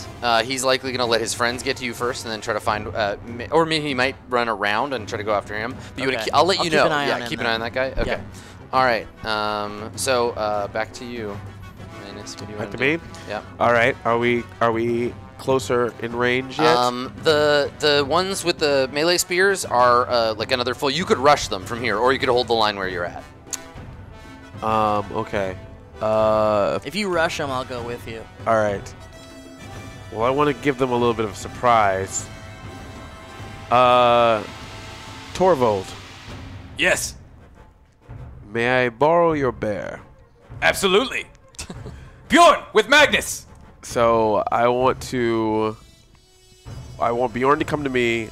I want to softly grab him, and I want to toss him towards the horseborn so that he can do like an attack, a pounce attack. A flying bear. Yeah. A flying bear attack. Flying yes. bear attack. Right. Okay. A So flying you're bear gonna throw attack. Bjorn into the mix. Yeah. Okay. Yeah. Sure. Yeah. We want to catch them off guard so that by the time that we get there, they're in a strange state. We can Okay. take them out. All right. So the ones that are rushing towards you, you grab Bjorn, and Bjorn looks at you like, "Really? We're doing this?" And then you throw him. It's the final one. And he tumbles forward into them, and now he's in the midst of them. So on your turn, you can spend your willpower to make Bjorn attack, but he's in melee now. Okay. Air bowling. All right. So one of the Does that not do any damage or anything? no. It just Okay. puts him in a position to be able to attack next turn. Fair enough. So one of the javelin throwers, she draws a javelin from the case. She looks at you and flings it in your direction. And I hold my shield up. What's your deflection? +3. Okay. All right. So she's gonna make she's got a +6 to hit. 9, 10, 11, 12. Sorry, what was your deflection? +3. Oh no, it's on your 13. Your armor value. 13. There. Yes. Okay. All right. And then that's your armor value plus your armor. Okay. Yeah, you're 2 heavily armed. You got a 20 total, and I only got like 6. So she throws it, and you just block it with your shield, and it sticks in. I block it and then just look down like, really? Yeah, and If so it she, sticks in, you should just grab it and throw it back at him. yeah, and she makes a sound somewhere between speech and hoarse whinnying to her friends, and they nod like they're coordinating their efforts. All right. Okay, Torvald, it's your turn. All right. So I would like to command. You want to use Bjorn? Yeah, I'm going to use Pounce. Okay. And is Bjorn in range of the one I've hit with arrows? No, that one is hanging back. Okay. Bjorn is in the range of two of the other 2. Okay. And they look like they're getting ready to fight him. Okay. Bjorn, Pounce! Try and take him down. I want him to, I'm trying to command him to tackle. To knock him down so he's kind of immobilized. Okay. So is Bjorn going to make a health attack or a break? Do you want to try to break how their armored armor? do they look? Not as armored as some of the other things you've been fighting. Certainly not as armored as the dredge you fought in the woods. Okay. So it's probably a reasonable gamble. All right, let's make a health attack then. Okay. All right. Oh, 18. Nice. Yes, that's enough to hit. Okay. And then I forget what Bjorn rolls. What's the what does Pounce do? Does it just trigger? Pounce as an action, you can spend 1 willpower to choose a creature. They can use their reaction to immediately make a single weapon attack. Okay, you're right, because you can use it on Bjorn or you can use it on your friends during their turns. That's right. Okay. So let me take a look. Bjorn rolls. I've got his little character sheet here. Bjorn rolls a d6. Okay. +3 for health attacks. 5. 8. That's 3. Okay. 8. Bjorn doing that work. All right. That's why I threw him in there. Sounds Bjorn good. the tank. Okay. Yeah. So yeah, Bjorn roars and rears up and swipes at one of them who tumbles over sideways. Probably in slow motion, so it's more impressive. Never bring a horse born to a bear fight. Yes. And it's extra squirrel snacks for you, Bjorn. It's clear that they have this threat in their midst, and so the ones that threw the spears at you, everyone stops short. So you're still about 20 yards away. They've stopped short, and they all circle around, and they're just going to gang up on Bjorn. No. You can see them turning. So one of them grabs a javelin, and she's gonna chuck it at Bjorn. I no longer like this. I'm suddenly uncomfortable. Okay, so she's got +6 to hit, and she misses. Bjorn's armor absorbs the blow, but she's gonna spend a willpower this turn. And the shot doesn't pierce Bjorn's hide, but you see Bjorn pull away from it like it's hot or on fire or something. He pulls away the same way you've seen him, when he tries to get something out of a fire, and he whimpers like he's suddenly in pain, even though he just got nicked by the javelin. Okay. So Bjorn, just making a note of nothing in particular. Okay. All right. So that means that it is Adric's turn. Adric, it doesn't look like they're not rushing up to your shield wall. Okay. Well, Bjorn's in trouble, so Save Bjorn! I'm gonna rush in. Yeah. Yeah. Is there any Varl double Varl move? Can he launch me like he launched Bjorn? You're too big. You're too big for that. If all Okay. you do is move, the next time you get a turn, you'll get to attack. To attack. Yeah. Okay. So they're circling. They're already circling Bjorn. They've and all how far away are they? They've all stopped. They're focused on Bjorn. They're focused on Bjorn. Yeah, they're like, all right, we'll kill his bear you threw at us, then we'll come kill you. Okay. I wonder is there a way that I can kind of creep up on them while they're attacking Bjorn, without them kind of noticing? No, they can see you. You're pretty clearly out in the open. All right. Well then, I'm just gonna chance it and head over to them. You're gonna run down there. Yep, towards I'm running them? down there. Okay. All right. For your efforts, you get a javelin thrown at you. Okay. So let's see. What's your total armor? Your deflection? My total armor is 13. Or yeah, not in the stats, but in the derived stats here. Yes. Yeah. Your derived stats. 13. Okay. Let me double check. Because I've got your stats here too. I just don't want to cheat you of your proper armor. Deflection? Yeah, it's 18 because you have your armor on Yep, still, right? it's 18. Yeah. Okay, perfect. I just want to make sure I got the right number. All right, I need a 12 or better to hit you, which I get. Uh-oh. So you're gonna take 5. You take 6 health damage. Okay. And I'm gonna spend a willpower, and the javelin that she throws at you, it's a paltry thing, right? It's just a metal tipped like short spear. But when she throws it and it cuts your arm, maybe initially you're like, oh, you barely hit me. Like, this is nothing. It's a flesh wound. And then it starts to burn like horribly, and you feel like a warmth and then suddenly like numbness spreading through your arm and into your chest. Oh man. Okay. Cool. Okay. All right. Yeah. So, Yikes. Magnus, it is your turn. Okay. So I'm still running towards it. Yeah. So you want to run? Same thing. You were the same distance as Adric. So if you want to run towards them, that'll be your turn. It's just moving as far as you can towards them. Okay. Well then, the spear that got stuck in my shield, I do want to pull that out and throw it back. Okay. Because I have extra agility. Okay. So I want to throw it back at the. What weapons are you trained in?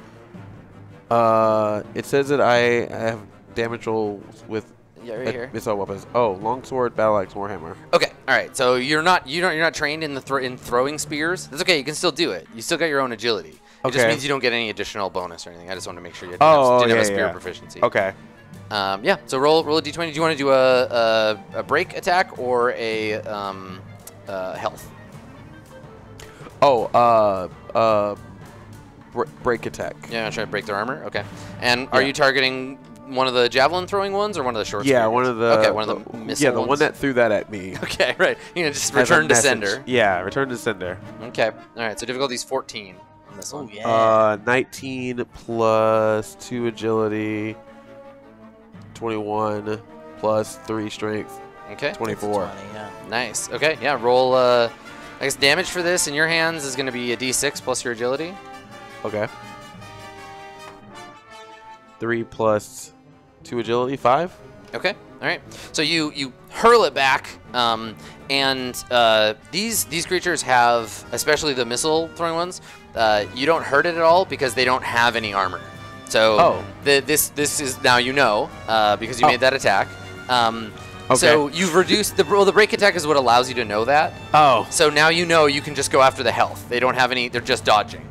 So there you go. Well, dang it. Yeah. Lesson learned. Sure. Okay. We're not very smart. We're Varl. Okay. So that was the end of the first go around. So you can hear the sounds of battle. You can hear Adric and Magnus shouting, and all of you you're on your way. Now, if you want to, if the two of you want to just turn to the caravan and be like, we're gonna go ahead. You can like push yourself and run up, and then you could join in like halfway through this round if you want. But it'll be taxing. It'll be a requirement to it. What do you think? Pace yourself or run for it. Are there still people guarding the sword? Yeah, I believe that the caravan's attitude towards the sword is that it's in better hands when they're looking after it than you. Yeah, yeah. They're still like, nah, don't look over his. We're taking it.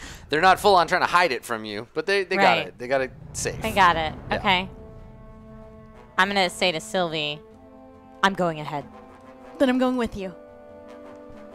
Keep the sword safe. And I'm gonna run. Okay, cool. All right. Both of you make health rolls, so just or strength rolls, d20 plus your strength. And you want to get a 10 or better. 19. Nice. You needed that big number because you're not naturally very I have 15. no Okay. strength. Okay. All right. So it's tiring, but it's not. So when we get to the middle, I'll make a note in my little order here. When we get to the middle, I'll add you into the order. Cool. Okay. All right. So Bjorn is going to get attacked by one of the melee ones. No. No. So he's got a plus 4. And he hits. No. And he does.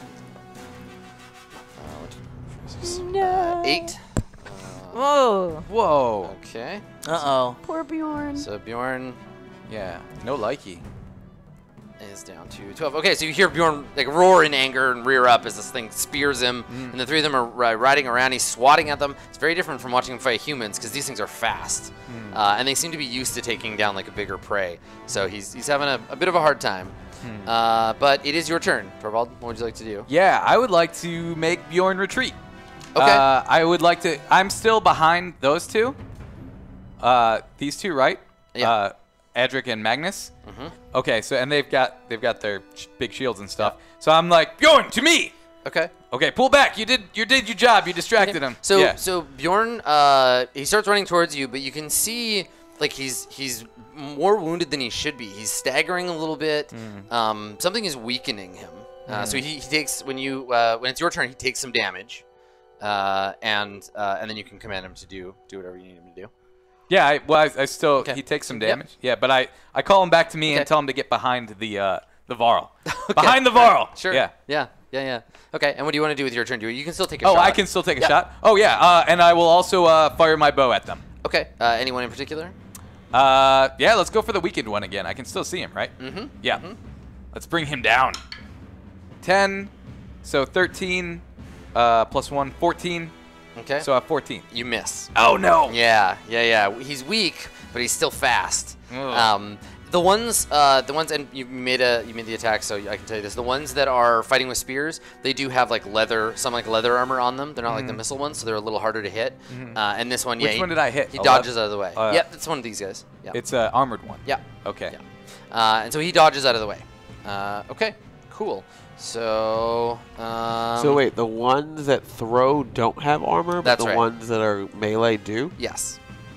Yeah. Okay. But not much. Was Torvald or was Bjorn able to get out of the way? Back behind him? Yes. Yeah. He can retreat. Okay. He retreated. Okay. Yep. Unfortunately, they're fast. So as he's running up, one of the melee ones gets to go, and it's going to run up behind him and try to spear him before he can get back to you. So roll and add 3. And he hits him. No! Oh, no. So Bjorn takes 5, 6. And that is enough to knock Bjorn out. So, Bjorn looks at you, and he comes running in your direction. He's a little slower than usual. The horseman rides up behind him and just like jams the spear in his back. Bjorn lets out a roar and then tumbles to the dirt. And all the momentum of his forward run, he just like rolls forward and lands. And the horseborn yanks his spear free and looks around for another target. Adric, it is your turn. I fly into a rage. Okay, good. I mean, I think I still. Who's closer, the one that that threw the spear at me, or the one who stabbed? The ones that are unless you actively try to like go after them, the ones with missiles are basically hitting and they're doing hit and run, right? They're throwing and then backing away, and then riding in and throwing and backing away, so you can't get at them. Okay. But right now, because you ran up, you're close enough to take a swing at one of the melee ones. Okay, let's do a hit on one of the melee ones. I just want to swing my sword, and just hit. And this would just be a health hit, right? Because these guys don't have armor. Yeah, it could be. I mean, the melee ones have a little bit of armor, but you've got a pretty good health swing. Yeah, let's go for a health you. swing in the vitals, basically. Okay. It's a 17. Yep, that's a hit. Cool. Do I need to add anything to that? Probably. No, 17's enough to hit without even adding anything. Great. Okay, so roll your damage. Okay. What is that? A D6? It's based on your weapon. Oh, so right, you've right, got right. your big Oh, old it's a 20. sword. Yeah, it's a 20. I think it's a 12 for your greatsword. Where's my dang sword? Should be like midway through, or it's the last thing. It's under equipment. A D12. You're right. Yeah, there you go. Plus your strength bonus. Okay. Is that this one here? That is. Great. Yep. Plus my strength. So that's a 10 Oh, plus Jesus. 4. Nice. That's 14. Great. All right. Yeah. So picking on bears is one thing, but you're much bigger and have a huge sword. For sure. So yeah. and you're coming at them at eye level, right? So you swing down and you take a deep gouge out of one of them, cutting through its armor and into its flesh. Great. But that burning sensation, that numbness, is wearing on you. You take 3 health damage. Oh man. Yeah. So you're gonna lose 3 health. Yes, I'm down to 11 now. Okay. All right. Yeah, so you can feel it weakening you as turns go by. Okay. Okay. All right. So the one that you attacked, he's gonna go. He's gonna turn on you.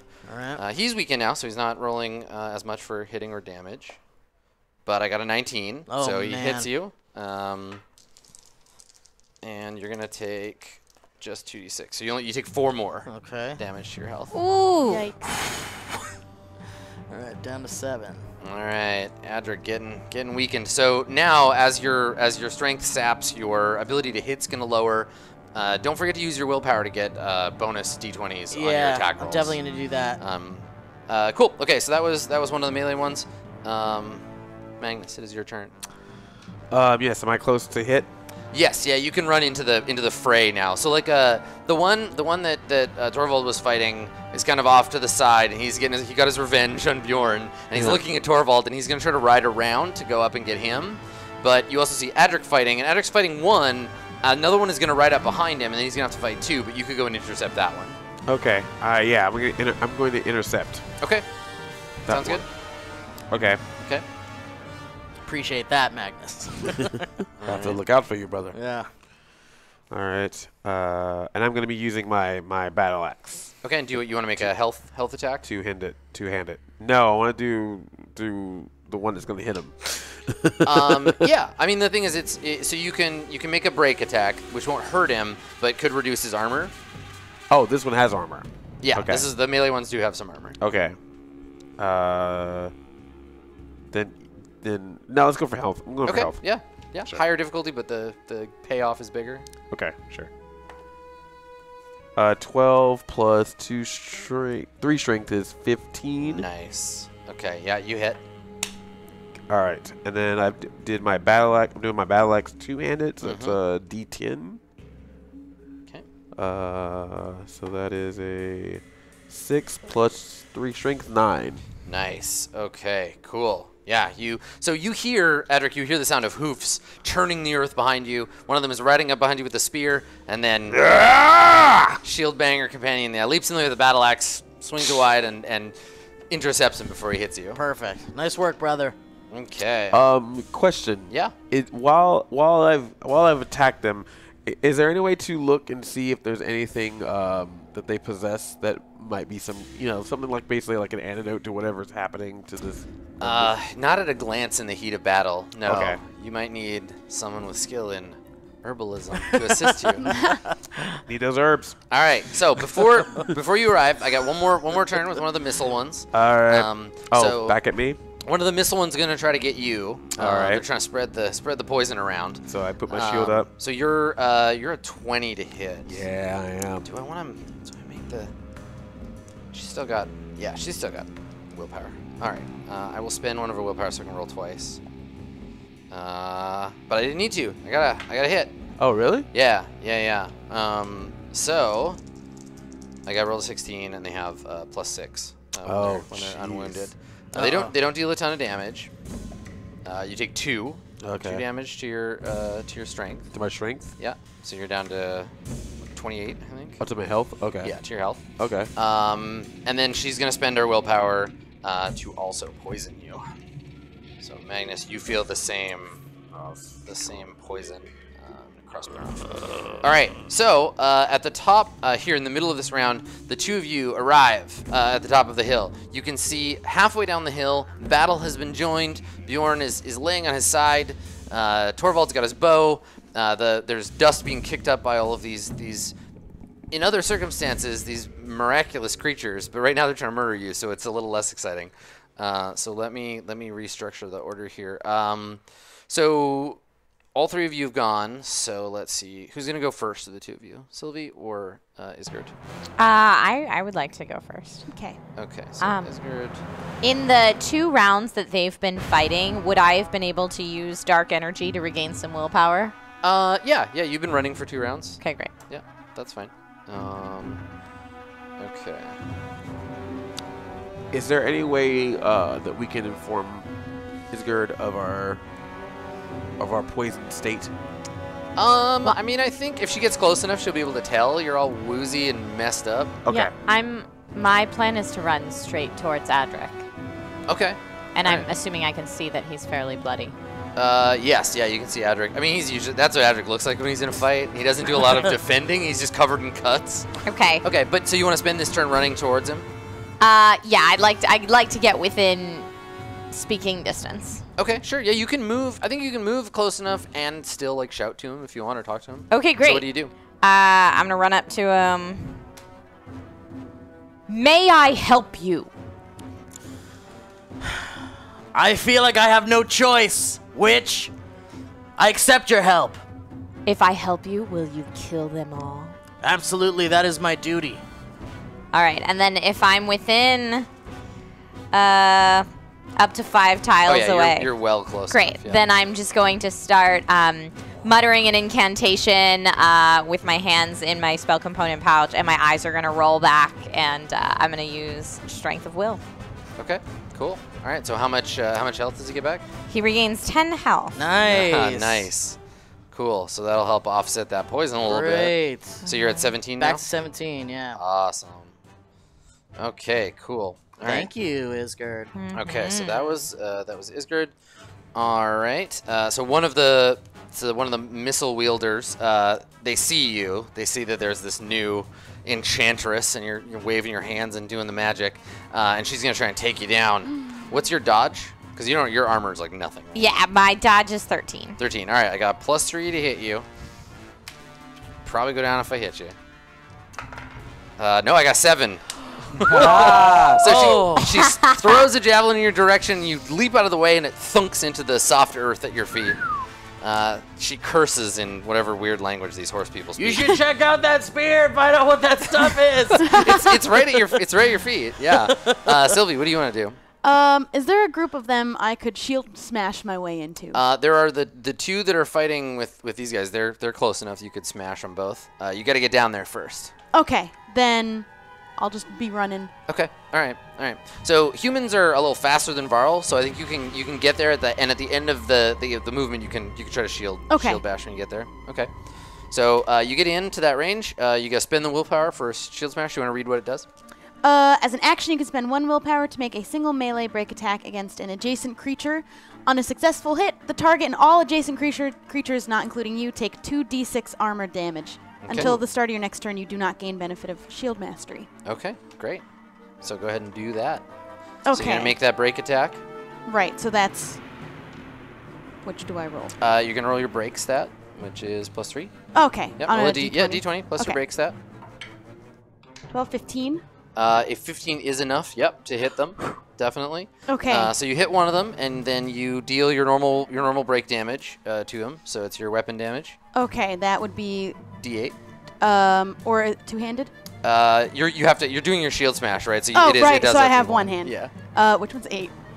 The 8 is like it's this guy. This Yeah, that one. I can count. Like, how do you describe a platonic solid? It's like a triangle with other triangles attached another to it. triangle. Like it's made up mostly of triangles. I rolled a 5. Okay, so you deal 5 damage. Okay, so one of them reduced to no armor, and in fact probably all of them, or the other 2 in this case. So you come running in and you smash your shield into this guy. He crashes into the one next to him. How much damage does the bash do? Another 2d6. 2d6 armor damage. Okay, so roll 2d6. May I borrow a d6? Yes. Thank you. Ooh. 2 6s. Nice. Wow. Okay. All right. So for you guys, Sylvie comes flying in with shield first, crashes into them, disorients them, and now they're easier for you to hit. Great. They've bottomed out their armor, and you're ready to go. Excellent. Nice work, Good Sylvie. work. Yeah. All in a day's work. I Nice. told you she would be a good Varl. Okay. Indeed. All right. So Sylvie, one of the missile ones that's riding around the periphery is going to throw a javelin at you. Okay. This is going to be a break attack. So, because you get that big armor. What's your dodge? 10. Okay, yeah, you get hit. So your armor is reduced by 4. Okay. So I'll bring you down there. So you're down to 16 now? 17? 17. Right, but for the duration until your next turn, you don't have your shield mastery. Yeah, so I take full damage. So you're going to take, yeah, exactly. You take the full damage. Okay. And you are also poisoned. Oh. All right, so Sylvie's got 3. Do I still have those herbs poison. that I collected for Bjorn? The 90% sure That we're herbs? not sure what they do? Yeah. No, you totally do. Sure. I might want to ask Isgard before I You can ingest anything. just take them. No, just take them out of your pouch. Just jam them in the wound. It'll be fine. That'll work. Pop it in there. You could lose an Rub arm it right in. now. That's fine. Yeah, Amazing. it's the last episode. Amazing. Okay. All right. So You'd look cool without an arm, Sylvie. I think Torvald, it is It'd be your pretty cool. turn. You see the one looking at you balefully as he yanks the spear free. Yeah, I want to shoot at that one. Yeah, okay. Because he's going to charge you, basically. What? He I don't care about that. Yeah, he paused You felled Bjorn. Yeah, he hoofs the ground. The two of you make steely, like, Kill Bill eyes across the battlefield. And he just starts running at you full speed, and you try to draw an arrow and drop him. Bjorn! And I would like to make this... Can I make this a willpower attack against You can, spend a willpower. Okay. Yep. So what's Get it. what's your willpower now? I'm down 4? to 2. Oh, you're down to... That's right, because you've been bossing your Yeah. guy around. Okay, so now roll 2d20, keep the better one, and apply your agility bonus to it. 17. There you go. Yeah, you hit him. Okay, roll that longbow damage. Okay. It's it's a d6, right? Yeah. 2. 2 total. All right. Well, you do not kill him. If you'd gotten just a little. Oh no, I'm more- sorry. It's a d12. Oh, you rolled. Oh yeah, you rolled a I'm d6. sorry, I rolled a d6. Oh, dude. Sorry All right. about that. Big difference. That's No, a lot more. Yeah. Okay. You rolled another 2. Okay, so he comes storming towards you, getting closer with every second. You draw the bow, look right into his beady horseborn eyes, and let it fly. Hit him in the head, and he just goes down, slides on the dirt, and that's our first horseborn casualty. Nice. Torvald. If I could, I'd bring you back to life and kill you again, you bastard. Awesome. Okay. I might be able Witch, to do can that. you do for that? Yeah. All right. So one of the missile ones. Bjorn, will you? One of the missile ones. Now that pretty much everybody's got poison going on, they're gonna try to drop the witch. So How many are left? give me your dodge again. 5? There's 5. My dodge is 13. Okay, I got a +3. Here we go. Oh my God, what did I get? 9, 10, 11, 12. Yeah! Oh my Alright. goodness, that one went right over here. I think this one like cuts a hole in your cloak and like stabs into the ground. Yeah, that's a close one. Okay. Okay. All right. Cloak is poisoned. So, There's that yeah. little cloud that looks like a skull come out. Yeah, exactly. The cloak whines in pain. All right, Adric, it's your turn. Okay. There's 2 armorless horseborn near you. You're fighting back to back with your buddy Magnus. What do you want to do? So any kind of Oh, before you do anything, take 3 damage. Then you can. Oh. Oh, Sorry. he's still poisoned? Oh Poison. my Yes. God. Yeah. Oh, I I thought- just gave him extra strength. to my health, you mean? Yes. Yeah. You take 3 to My goodness. What are you at? I'm at 14. So I'm not too shabby after That's fairly shabby. after Iskra. Well, I mean it's usually 20. Moderately. I mean I was down to like 7, I think. Okay, so is Magnus too close for hurt everything around me attack? No, I think you can move first, and then you can Okay. take a swing at both of them. Yeah. Okay, yeah, I'd like to spend a willpower point, Okay. which is my only willpower That's point. what you got left. Okay. You summon up your last supply of will. Yeah, and I guess a heavy impact is what I want to do. It says once per turn when you hit a creature with a melee attack, you cause health damage equal to your strength to all creatures adjacent to your target. You must be wielding a weapon two-handed to gain this benefit. Yeah. Okay. Cool. So you swing at 1, and if you hit, then you spend your willpower. and you Okay, get to do great. The bonus. Okay, so here comes my first swing at 18. Nice. Good job. Okay. So you deal your regular damage to this one. Okay, so this would just be my sword damage, right? Or Yep. my sword Yeah. attack. Sword attack plus whatever your current strength bonus is. Okay. After you take into account That's a your wounds. 4 plus 4, which is an 8. Are you down? Like, how many wounds have you taken? Because you have your threshold, your exhaustion threshold. Oh, right. I actually don't know. I haven't been keeping track of that. That's okay. So what's the first number in your threshold? 15. Where's my threshold? I'm looking at familiar character sheet. Yeah. So your strength is actually reduced by 1 right now. Right, 15, right. Yeah, because you're below that number. Okay, so that would be a 7 then? Okay. Yep. That's fine. Great. Okay. So you're still going, and then you deal health damage to the other one, right? Right. Okay. How much is that? My health damage is 20. Well, actually, For heavy impact, what is the effect on that one? equal to my strength. Okay, so your current strength modifier is +3. 3, Okay, yeah. so cool. So you deal a little splash damage to that one. Cool. All right, great. Yeah, so you see Adric, even in his weakened poison state, he turns, big overhand swing, slams the sword down into one of the horseborn, which crashes into the other one. The 2 of them are both damaged in the attack. Okay. Nice work. Okay, so one of the melee ones is gonna attack Adric. Now they're pretty weak. I'm rolling flat 20s now.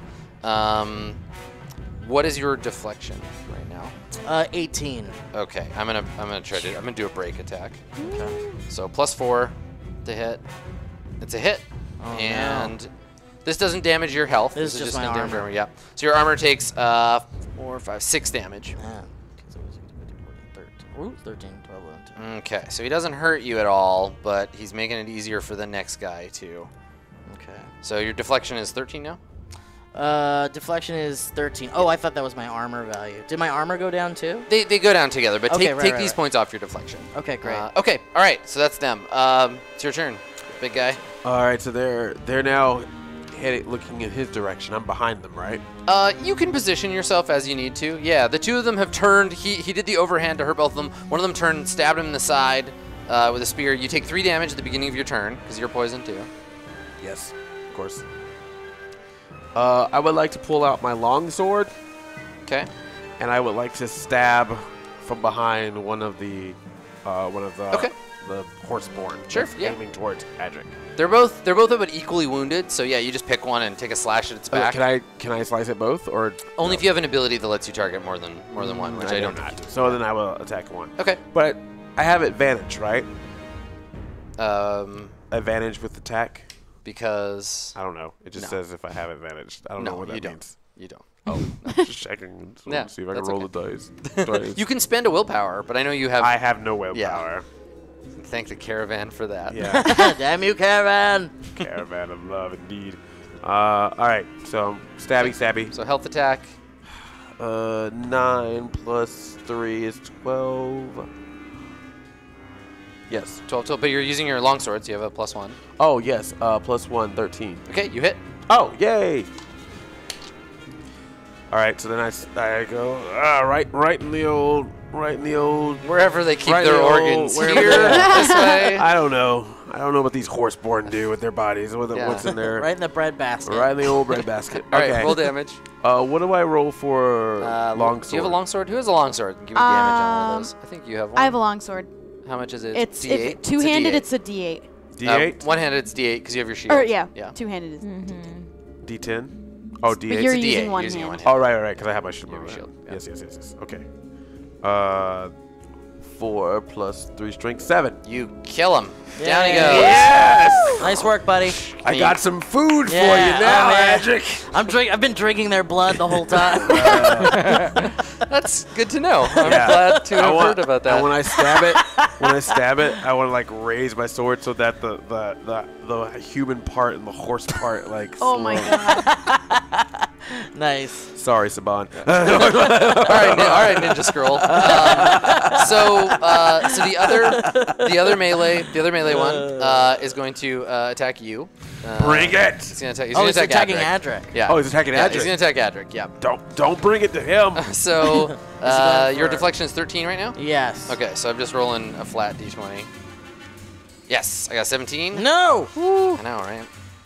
They're dealing 2d6 minus 1 for damage. So you take 6 damage. Oh, man. So that's just to my armor, right? No, this is a health. This is a hit. health Yeah, one? so you're Okay. down to 8.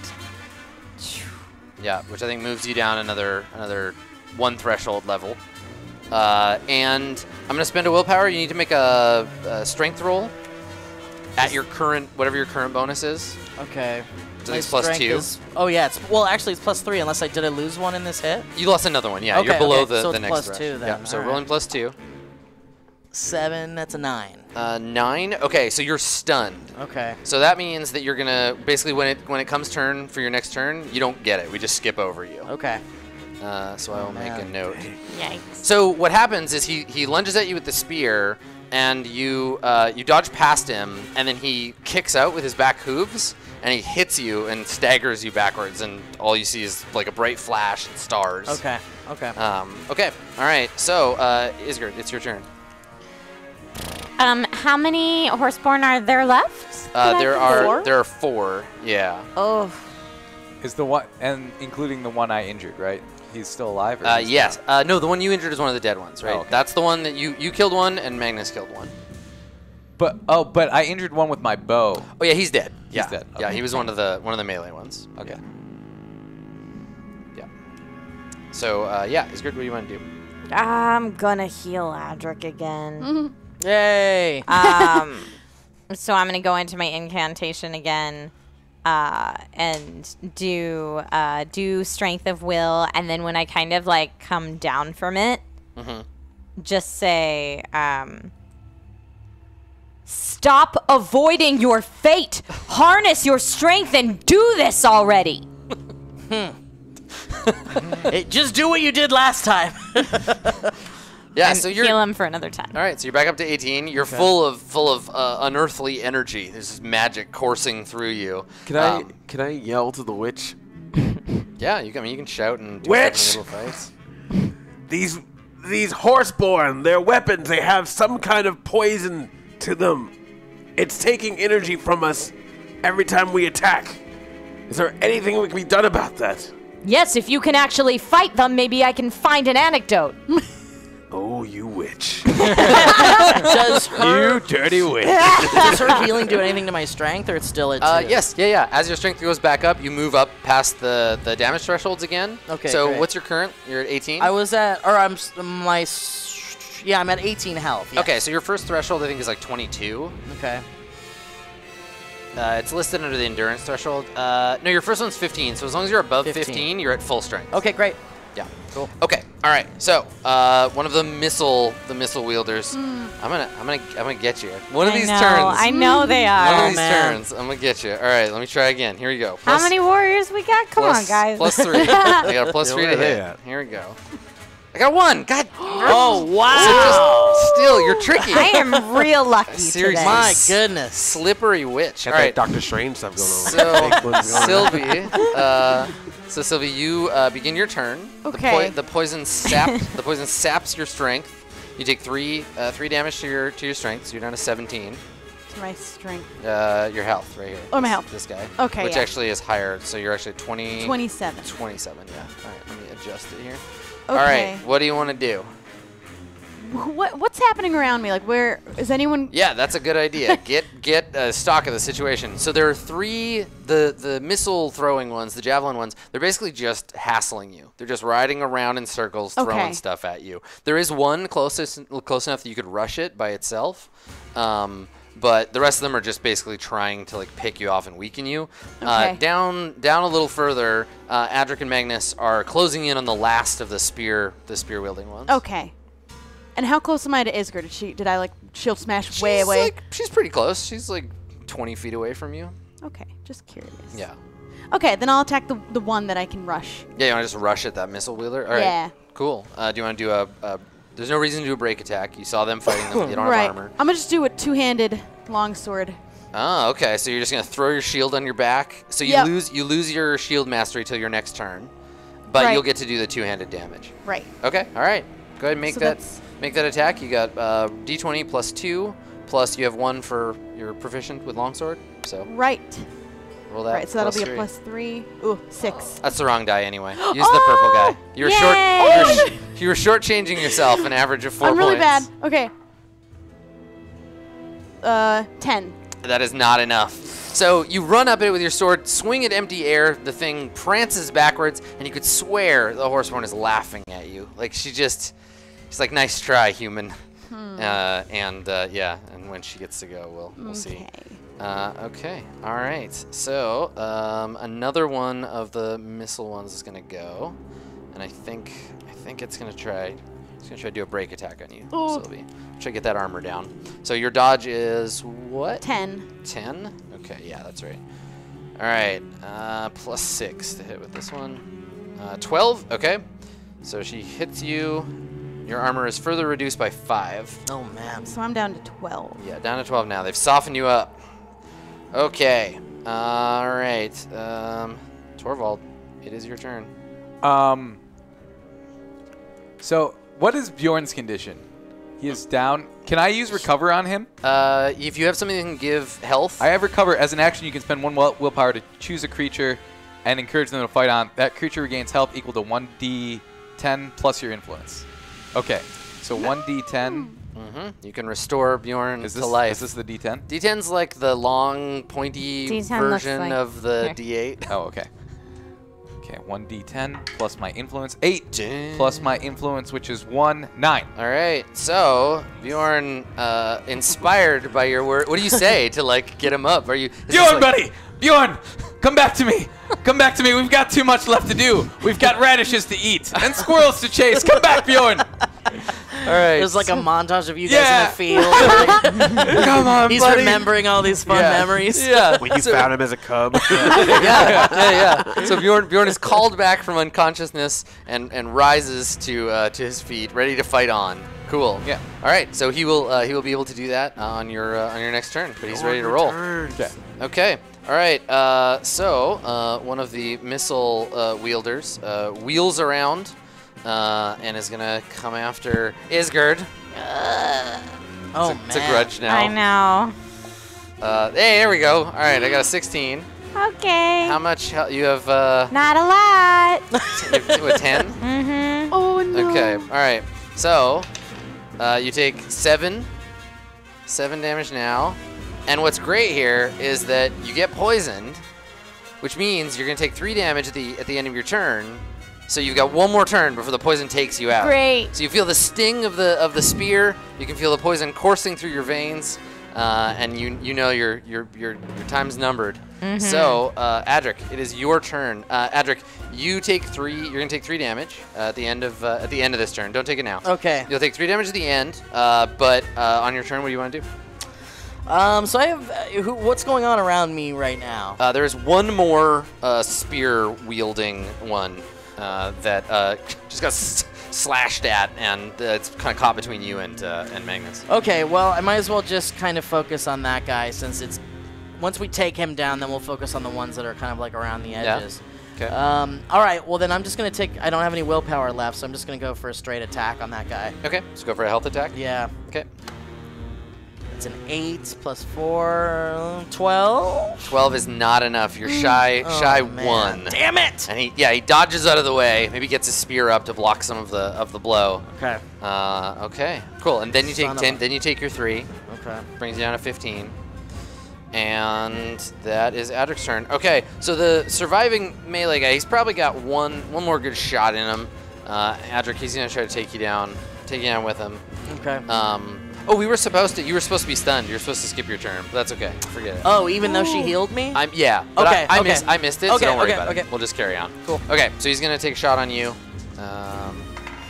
and he gets 17. What's your deflection? My deflection is 13. Okay, so he hits you. So he's gonna do 2d6 minus 1. Ooh. Where'd my die go? What did I get? Oh, 2. You take 2 damage. Yay. 2 damage. You're Down to both 13. You're both super weak. This is like the end bits of the fight where you're just slapping weakly at each other. Take 1 damage. No, you take 1 damage. All right. So that was it. Magnus, you wanna finish this guy? I'll finish this guy off. All right. I'm going to use my. I'll use my battle axe. Okay. Yeah. So All shoot battle right, axe. that's what I guess. I set my longsword out. I'll use my longsword. Okay. Yeah. All right. 10 plus 3 strength, 13. That's a hit. Yep. Yes. And then that's I set my shield out, right? So that's D8. D8. Yeah. All You have a right. pretty good chance. 4 plus 3, 7. Yeah, you kill him. Nice. Good work, man. One Nice. down and another So one to go. you And took then down there's 2. 3 Yeah, you there killed more. 2. You Okay. killed So you have 2. Keep track for the end when I give you renown, but you have 2 willpower now. Okay. Because every time you kill one, you get a willpower. Oh, yeah. Oh, I killed one, so I and got you one killed one. willpower Yeah, back. you get a willpower back. Yay. Nice. Yeah. Sorry, I forgot to remind you. I like that. And then Magnus, you take 3 damage as a result of the poison. Is there any way I can look around to see if anything can stop this poison? You're in the middle of fighting. If you were to stop fighting for a minute, you might be able to tell, but for right now, not so much. Okay, so I need to restructure the order because you're just down to the 3 missile wielders, who I don't think they're gonna want to stick around too much longer. Okay, so Magnus just went. And the Varl that they were attacking, is he just like eating popcorn watching the show? He is lying on the ground. Oh, Okay. okay. Yeah. He's excused. Because I was gonna say, I don't know if you noticed, but these things, they have this poison thing that they Oh, do. yeah, so he's yeah. probably poisoned. Okay. Yeah. Okay. Yeah. All right, so I think the ones with missiles are too far to really engage with you guys. Like you'll have to run on your turn to go get them. So they're gonna focus on these three for right now. So one of them, I'm so dead. one of them's gonna take a shot at Sylvie. So let's see, what's your deflection at right now? 12. Yeah, because you got hit with that break attack. Okay, so it's gonna be a health attack. Ooh. +3 to hit. 16. So your health takes 2 damage. Okay. I'm not at a threshold yet. That's not bad, yeah. Okay. All right, Isgard, it is your turn. You, at the end of this turn, you will get knocked unconscious. What are you going to do? Right. Okay, and I'm assuming I can't Strength of Will myself. No, you cannot. Okay, that's what I thought. Yeah. So I am going to try to use the medicine that we still have. You want to use your one use of it? Witch, throw lightning at them. Sorry, I'm just. Yeah. No, I mean, that's a great I mean, call. I could do that, but I would be going out in a literal blaze of glory. Like that would be the So end. now remember when you die in battle, you're just like unconscious. grievously injured. Yeah. Also, I have a recovery ability. Well, so you can only use that ability to recover Bjorn back from the dead. If that's a only character goes out, they stay out. But couldn't I use it on her while she's still alive? No, you have to use it on your turn.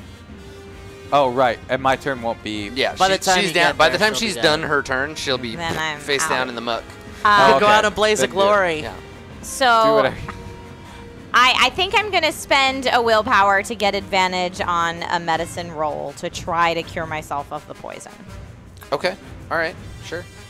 All right. So is that knowledge plus the 1 for this medicine skill? So you're gonna use the medicine, and yes, it's plus knowledge. Okay. 15 is my highest. Okay. Yes, you cure the poison.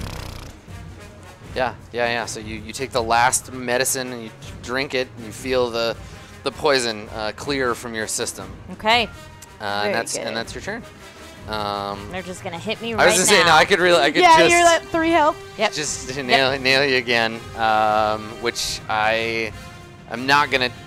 Should I do it? I'm gonna roll. I can't decide. I really want to do it. I like really personally want this really It would be bad. such a waste of that roll for her. Yeah, right. It would just boil it, and the last And of the medicine's gone. You Yeah, could have like- attacked the guys to weaken them for us, but also like I don't know if they would do it. Also, all you guys been so mean to me, so F you. I'm gonna roll. I'm I'll gonna take roll. the medicine I'm gonna roll a for me. d6. I'm gonna weight it slightly in favor of killing you. Let's see if I get a 1 or a 2. They attack somebody else. Okay. Okay. I got a 1. All right. Yay! So you were temporarily ignored by your targets. I played possum. I'm gonna go after Sylvie. So I Sylvie, can take it. you get a health attack against your 12 there, and that's a hit. So you're gonna take another 3 damage. 3. Yeah. Now I'm at a threshold. Okay. So your stuff goes down by 1. Yeah. Okay. All right. It's your turn. Okay. I'm gonna try again at that one I tried to rush a second ago, Yeah. but this time with the one-hand sword, one-hand shield. Okay. Yeah. Good call. Because then you'll start taking half damage again. Yeah. Shield mastery is a big deal. I thought the two-hand would look cool, but it didn't work. Yeah, no, you got stabbed twice. Yeah. Yeah, less cool. Okay, do you want to use like willpower for the attack, or how many willpower do you have right now? I have 5? 2 left. Oh, you have 2 left. Okay. I might as well, because it's winding Okay. down, and I have 3 around me. Yeah. So I'm gonna use 1 willpower. Okay. So I roll d20. Yeah, you roll 2 of them. Roll 2 d20. 2 d20. So yeah, borrow Thank from you. Isgard there. Keep the best one. Oh, was that a 5? It Five almost and a was on a 2. 20. A 5 and a 2. Yikes. Neither of those are good. Guys, so, this is where we all die. So you get your Yeah. shield up and you're like swinging at them, and they're poking you with the spears and throwing things at you, and you just can't get a shot in. I rolled 2 6s, so that's my luck spent. Yeah, you're just not good. Okay, all right. So the one you were attacking will just attack you. So she hurls a spear at you, but she misses too. Okay, cool. All right, and Torvald, it's your turn. All right. You or Bjorn, whichever. These are horse-born, so Bjorn. Horse-born. No, what happens? Can I- Is, yeah, horse am I- Bjorn would be like a bear from the waist Yeah. down and Torvald from the waist That up. would be awesome! Horse Bjorn. Can we get some fan art of that? Horse Bjorn. Yeah. Rule 34. But yeah. Oh God, no! I said yeah without thinking. Am I close enough to mount any of these creatures? You could like run. They're running around, so you could like run up to one and try to jump up on I have it. stealth and yeah. Stealth isn't really so much the thing here. It's like more like a Awareness. rodeo where you Yeah. need to like run and throw yourself up on its back. Yeah, and like You've use ridden my Bjorn. bow to like Yeah, choke totally. it. All right, yeah, let's try and do that. Okay. All right. Let's make it. It's an agility roll. Mm-hmm. I'll say if you can beat their dodge, if you can get a 14 or better. Okay. Oh my God, it's a 2. What does your failure look like? So I run up. I'm like, guys, I've got an idea, and I leap at one, and it just rears up on its hind legs and like horse kicks me back. Yeah, it just knocks you on the Yeah. ground. All right. Okay. Into a pile of mud. Okay. That's not Guys, fun. my idea didn't work. Okay. So It seemed like a good idea. It wasn't. the one that you just tried to jump on, I was gonna throw a javelin at you. What's your dodge? My dodge is 13. Okay. So your armor gets hit. For, What? Okay. For 5. Okay. Okay. Which brings you down. To What's your 5? My armor so value you're was 10. you're below. So you're below your dodge value now. So anytime I ask you for any defense value, it's just your dodge. So Okay. you have no armor now, but your dodge Yeah. is higher anyway. So Yeah. you're okay. It's kind of like what happened to the missile throwers before, where they Right, did a right. break attack, but it didn't do that much. Yeah. Okay. Perfect. Okay. All right. Adric, yeah. your friends are being harrowed by these poisonous creatures. What do you want to do? Let's see. Who needs the most help right now? Isgard. Yeah. Isgard's No in a one's lot of really. trouble. I mean, I guess the ones that are kind of riding around are the ones that are kind of focusing on Isgard, right? I mean, there's 3 of them, and they're basically harassing all 3 of these. Okay, I'll just pick a folks. do of the 3 Yeah. then and just rush them. Okay. Yeah. Sounds good. Yeah, you can run up and make an attack. Okay, I'm gonna run up and just attack. Just do a straight up Do a strength attack. strength attack. That's 11 plus 4, Yeah, that's a hit. 15. Great. Yeah.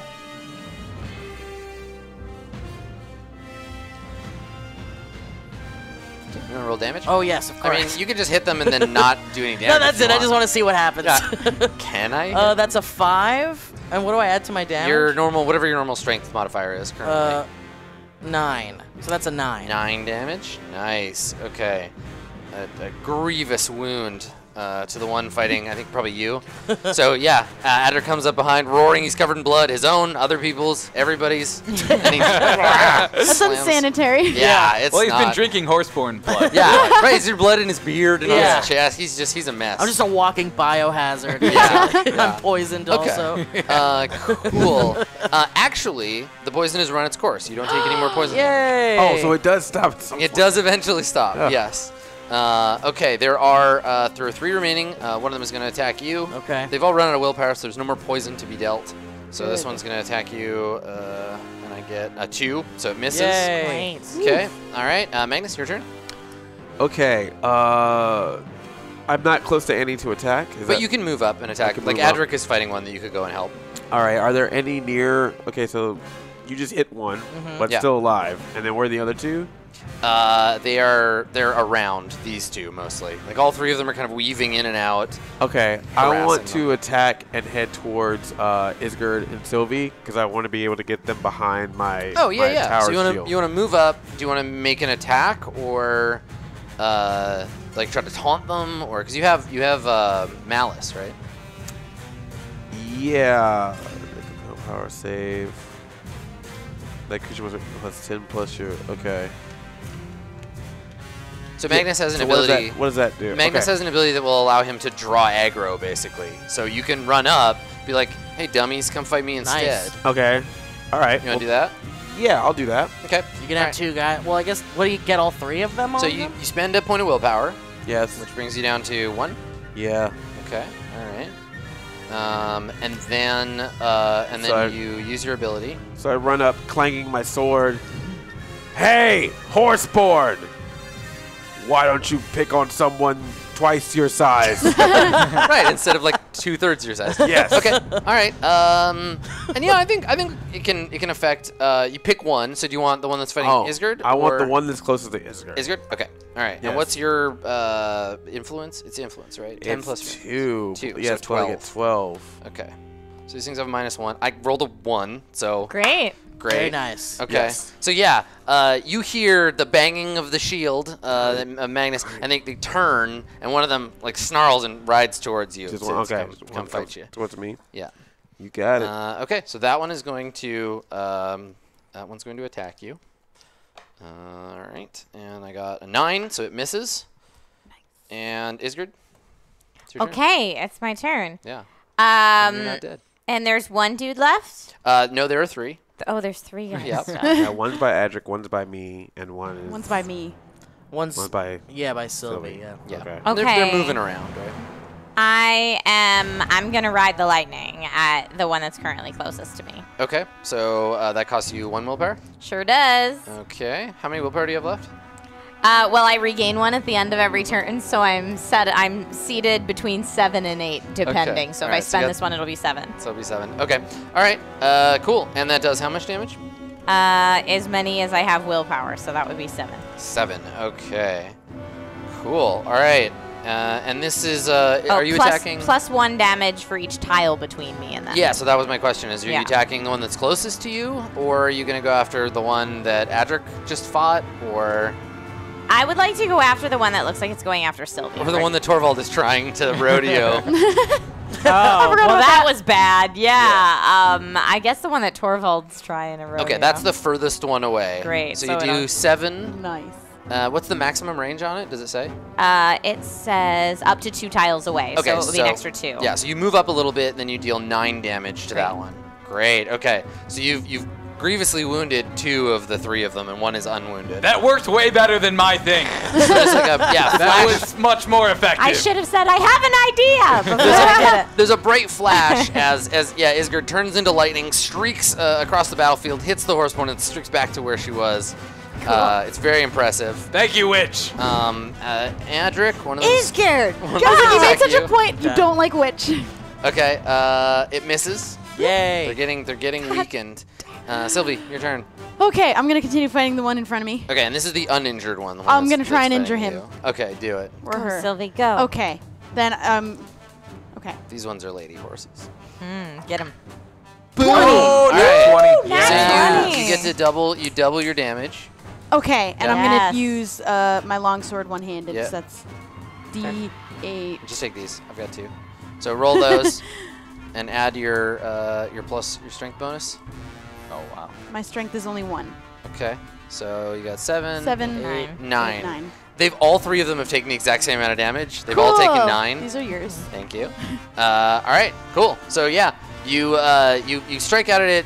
Now that you're big friends and there's lightning and they're all a little bit confused, they're not quite as like arrogant. They're not like picking at you the way they were before. Cool. All right, Sylvie, good. All right, so I'm gonna go the one that attacked that you've taunted would have normally attacked her. It's gonna go after you. Okay. And I get a 16, which is, what's your deflection? You haven't taken any armor damage, so Nope. yeah, you Ooh. just bounce it off your armor. Yep, she just hits your shield to no avail. Torvald. So where mounting them has failed, I think we're gonna go back to the bow, and I'm gonna take a shot at the one she hit with lightning. Yeah. Perfect. I'm hoping he's a little stunned, a little delirious from the lightning, and he just takes an arrow right in the eye. 11 Plus? plus 3 is 14, That plus is my a- 1. Yep, 15. that's enough to hit. All right. So I dust the mud off myself, zing, pff, and hit him right in the lung. Okay. Yeah. Yeah, I mean, that's possible, right? Because Yeah. maybe he's got a spear up, the armor Yeah. goes underneath into his rib cage. Yeah. Maybe he has 2 rib cages. You get one of his human lungs. Mm. I don't know how these things work. And and it like gasps, grabs at the Yeah. wound, kind of like does that thing where he's like, "What's going on? Why do I feel?" And then he, like, It's called a flops sucking over. wound because you suck. Touche. All right, so down it goes. Is he dead? Oh, Oh, he's did that super kill him? dead. Yeah, you got him. All right. Yeah. Nice work. One more Two willpower. Yeah, exactly. So there is, there's 2 left. So they're going to just basically alternate between as you go. So, Adric, one. All right, I'm gonna keep attacking the one that I heavily damaged. You get attacked first. Oh, right. And then right. it's your turn. Right. I got a 16, which is a hit, and you take 4 damage. Okay. So I'm at 9 health now. Okay. All right. Now you can go. Okay, so I'm just gonna do a straight up D20 attack here, health attack. That's a 6 plus 4. Your sword's getting heavy. You're like, like swing it, but you don't connect. Okay. All right. All right. The other one's gonna attack Magnus, and this one's gonna be a break attack for 17, which is bigger than your dodge, I believe. Oh, yes. yes. Yeah. Okay. So your armor is reduced by 6. Oh, really? Yeah. Oh, okay. So you're down to 14 now, I think. Okay. All right, but no actual. Oh wait, damage. my armor, my your deflection damage. goes down. Yeah. But not my armor value. No, your armor value will always stay the same. Okay. Okay. All right. Now it's your turn. My turn? Yeah. Okay. The one that's closest to me now, right? Yes. Are there one close to me? There's one right in front of you. And what does it have as a weapon? They all have like throwing javelins they can use as short spears. And those are poisonous, right? Not anymore. They've used all their poison. Oh, good. Yeah. Okay, never mind then. Well, I guess I'm strengthened regardless of what I use, correct? Or do I get... Oh, no, I get a +1 if I use my own weapon. Yes. Okay, then I will use my... I still have my longsword out. I'm going to stabby. Yeah, do it.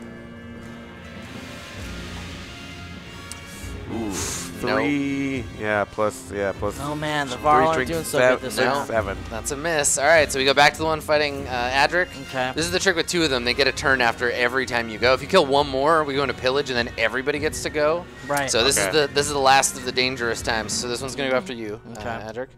So strength attack, miss. Yay. Nice. Okay. All right. Isgard, your turn. It's my turn. Yeah. All right. Let's ride the lightning. Nice. One of those 2. Okay. All right. So you just stay at 7, right? Like you go down. Yeah, I go back up and 6, down and back then up and down. So it's between 8 and 7. Okay. So when you use it, it's 7. Right. This one's only 1 away from you, but it doesn't matter. You kill it instantly. Great. Nice. Just apply firm electrical pressure to the whole thing, and it just dies. Its brain turns off. Yep. All right. Now you're in pillage. There's 1 left. It gets to take 1 action, and then we'll basically just go around this way, and it'll go after Isgard every time. I would love to spend a willpower to give him disadvantage on this roll. Sure. Yeah, you can do that. Okay. Nice. All right. So he's gonna attack you. He sees the witch. Turns and flings a spear at you. Let's see here. I got +3. I rolled a 15. So you take.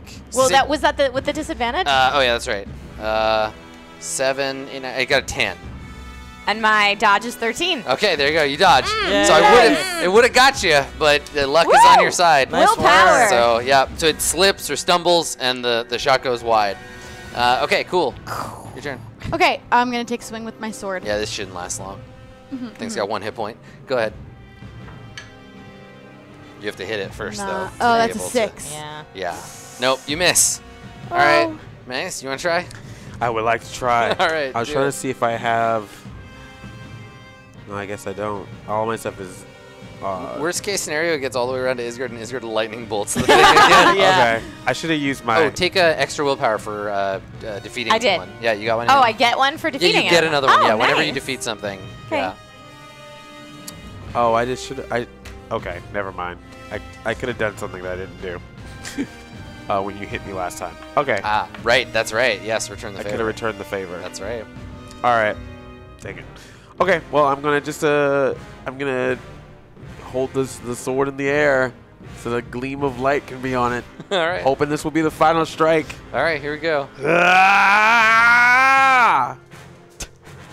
6 plus 3 strength, 9 plus using the longsword, 10. It's not enough. This thing's Ah. tricky. Wow. All right, All right, Adric, I'm you wanna going for this, yeah. I'm going for a kill. Scoop success from the jaws of defeat here. All right, let's do this, man. Swinging my sword.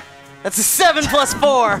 You missed too. Oh my god! So this horseborn is fighting for its life, right? Kicking and knocking up dirt and like blocking attacks, whinnying in panic and fear. Torvald, what are you gonna do? Bjorn!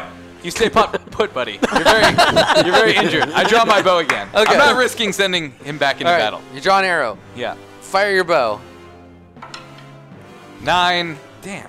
Plus 3 is 12. Yep. Plus the 1, 13. You miss. Wow. Wow. We're just all rolling 10s and 13s and. Do you want to use your? You want to like? Yes. Okay. I will use Ride the Lightning. All right. So there's one last crash of thunder. You hurl yourself bodily at the thing. Yep. Blast it with your lightning. Storm. It tumbles to the ground.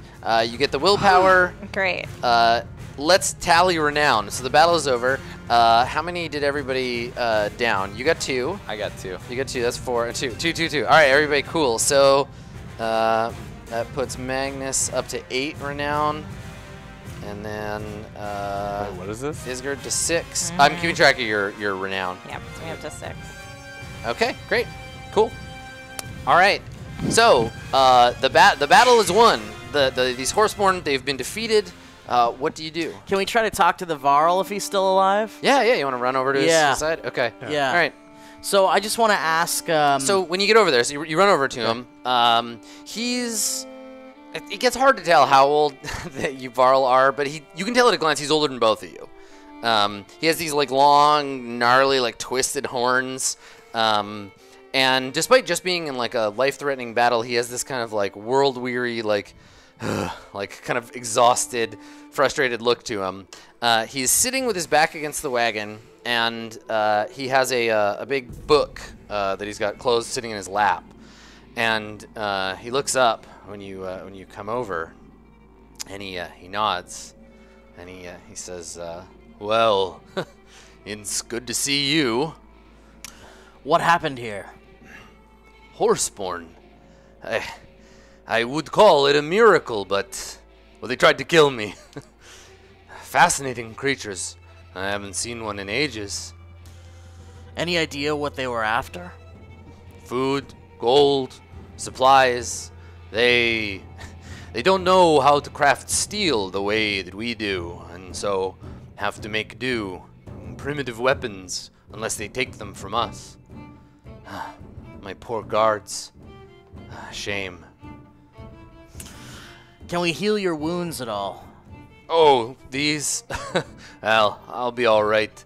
The poison, it's past. I've fought stronger things than this. Here, boy, help me up. He puts a calloused hand out. He's ganging his feet. He's heavier than he looks. Yeah. He has this kind of like ridiculous like purple tunic on. Like it's like a lavender color. It's an affectation. Like everybody else is dressed in like a battle colors, and he looks like a flower. You pull him to his feet, and he says, "Oh, what's your name, boy?" My name is Adric Frostbeard. And yours? I'm Ubin. Used to be a warrior. I gave up battle a long time ago, but looks like battle hasn't given me up. I'm a scrivener now, and he pats this enormous book under his arm. Where were you headed? Same place, I suppose you were. The wedding. It's a significant event, and I trade in significant events. Like, holds up his book, and he looks around. He's like, "Now, where did my ink go?" And he starts digging through the caravan, like lifts the wagon back up with one hand. The group of you are able to approach now, if you want. Okay. I would like to start looting all of the horseborn pouches and to see if they had any anecdotes or medicine on them. Yeah, not really. Their antidote is like, don't stab yourself with your own weapon. But yeah, they have like bits of sort of trinkets. They don't carry food on them. These are obviously like raiders. Yeah. Like they would have ridden out and then ridden home. Got it. But they have some like their weapons. There's javelins and spears. There's javelins lying all over the place if you want to pick one of those up. But yeah. So the scrivener Ubin, he's in the middle of telling you a story. So he back to him and he says, "You and your friends, you're coming from." He like squints up the hill at the banner. I think Kettleguard. Yes. Ah. So where is it? Where's Kettleguard? No, no, the sword, boy. You brought it for the wedding. I know not where it is, as I was just to accompany for my sword. But perhaps the witch can be more of service of where the trinket is. A witch, you say? You travel with one of the Valka. Her name is Isgard, and she helped us greatly in this battle to save us and protect you. Ah. And I look at her and it's like, Yes, Isgard was very helpful during the battle. Thank You are never allowed to borrow my bear again. it was a good idea at the time. I feel like it gave them the distraction needed to win. All right. And Bjorn is fine. And he says, when he sees you, he says, well, I owe all of you my thanks. I had seen what I thought was magic up the hill, but my vision's not what it used to be. Could have been anything. Good to know that you were on our side. She is on our side, isn't she? She is. Good. Good. Well, as much as I would like to stay and bury the dead, I think we should be going. One last question for you. Do you perhaps have any provisions or food that you may share with us in our caravan before you head off? This was an attempted robbery. They weren't successful, thanks to you. Please. And he gestures at the overturned cart. I see you have other mouths to feed. Indeed, and We we're do. very weary from travel. Yes. Might I suggest we travel together? We're all going to the same place. You have been kind enough to offer us supplies. We can all share. We're only a few days out, but you never know, there could be more dangers on the road. How about this? I'll come with you if you promise to tell me your story. Seems like a fair deal. Yeah. Any objections? Not at all. I've always All right. wanted to be written about. It's always good to have another Varl around. Yes, we can tell you the story of when he cut that drunk's head off. It's yes. very exciting. Well, I can't wait to hear it. But let's go. It's not safe here anymore. Yes, we must All press right. on. Yes. The tale of Adric the Beheader. So he grabs a sword.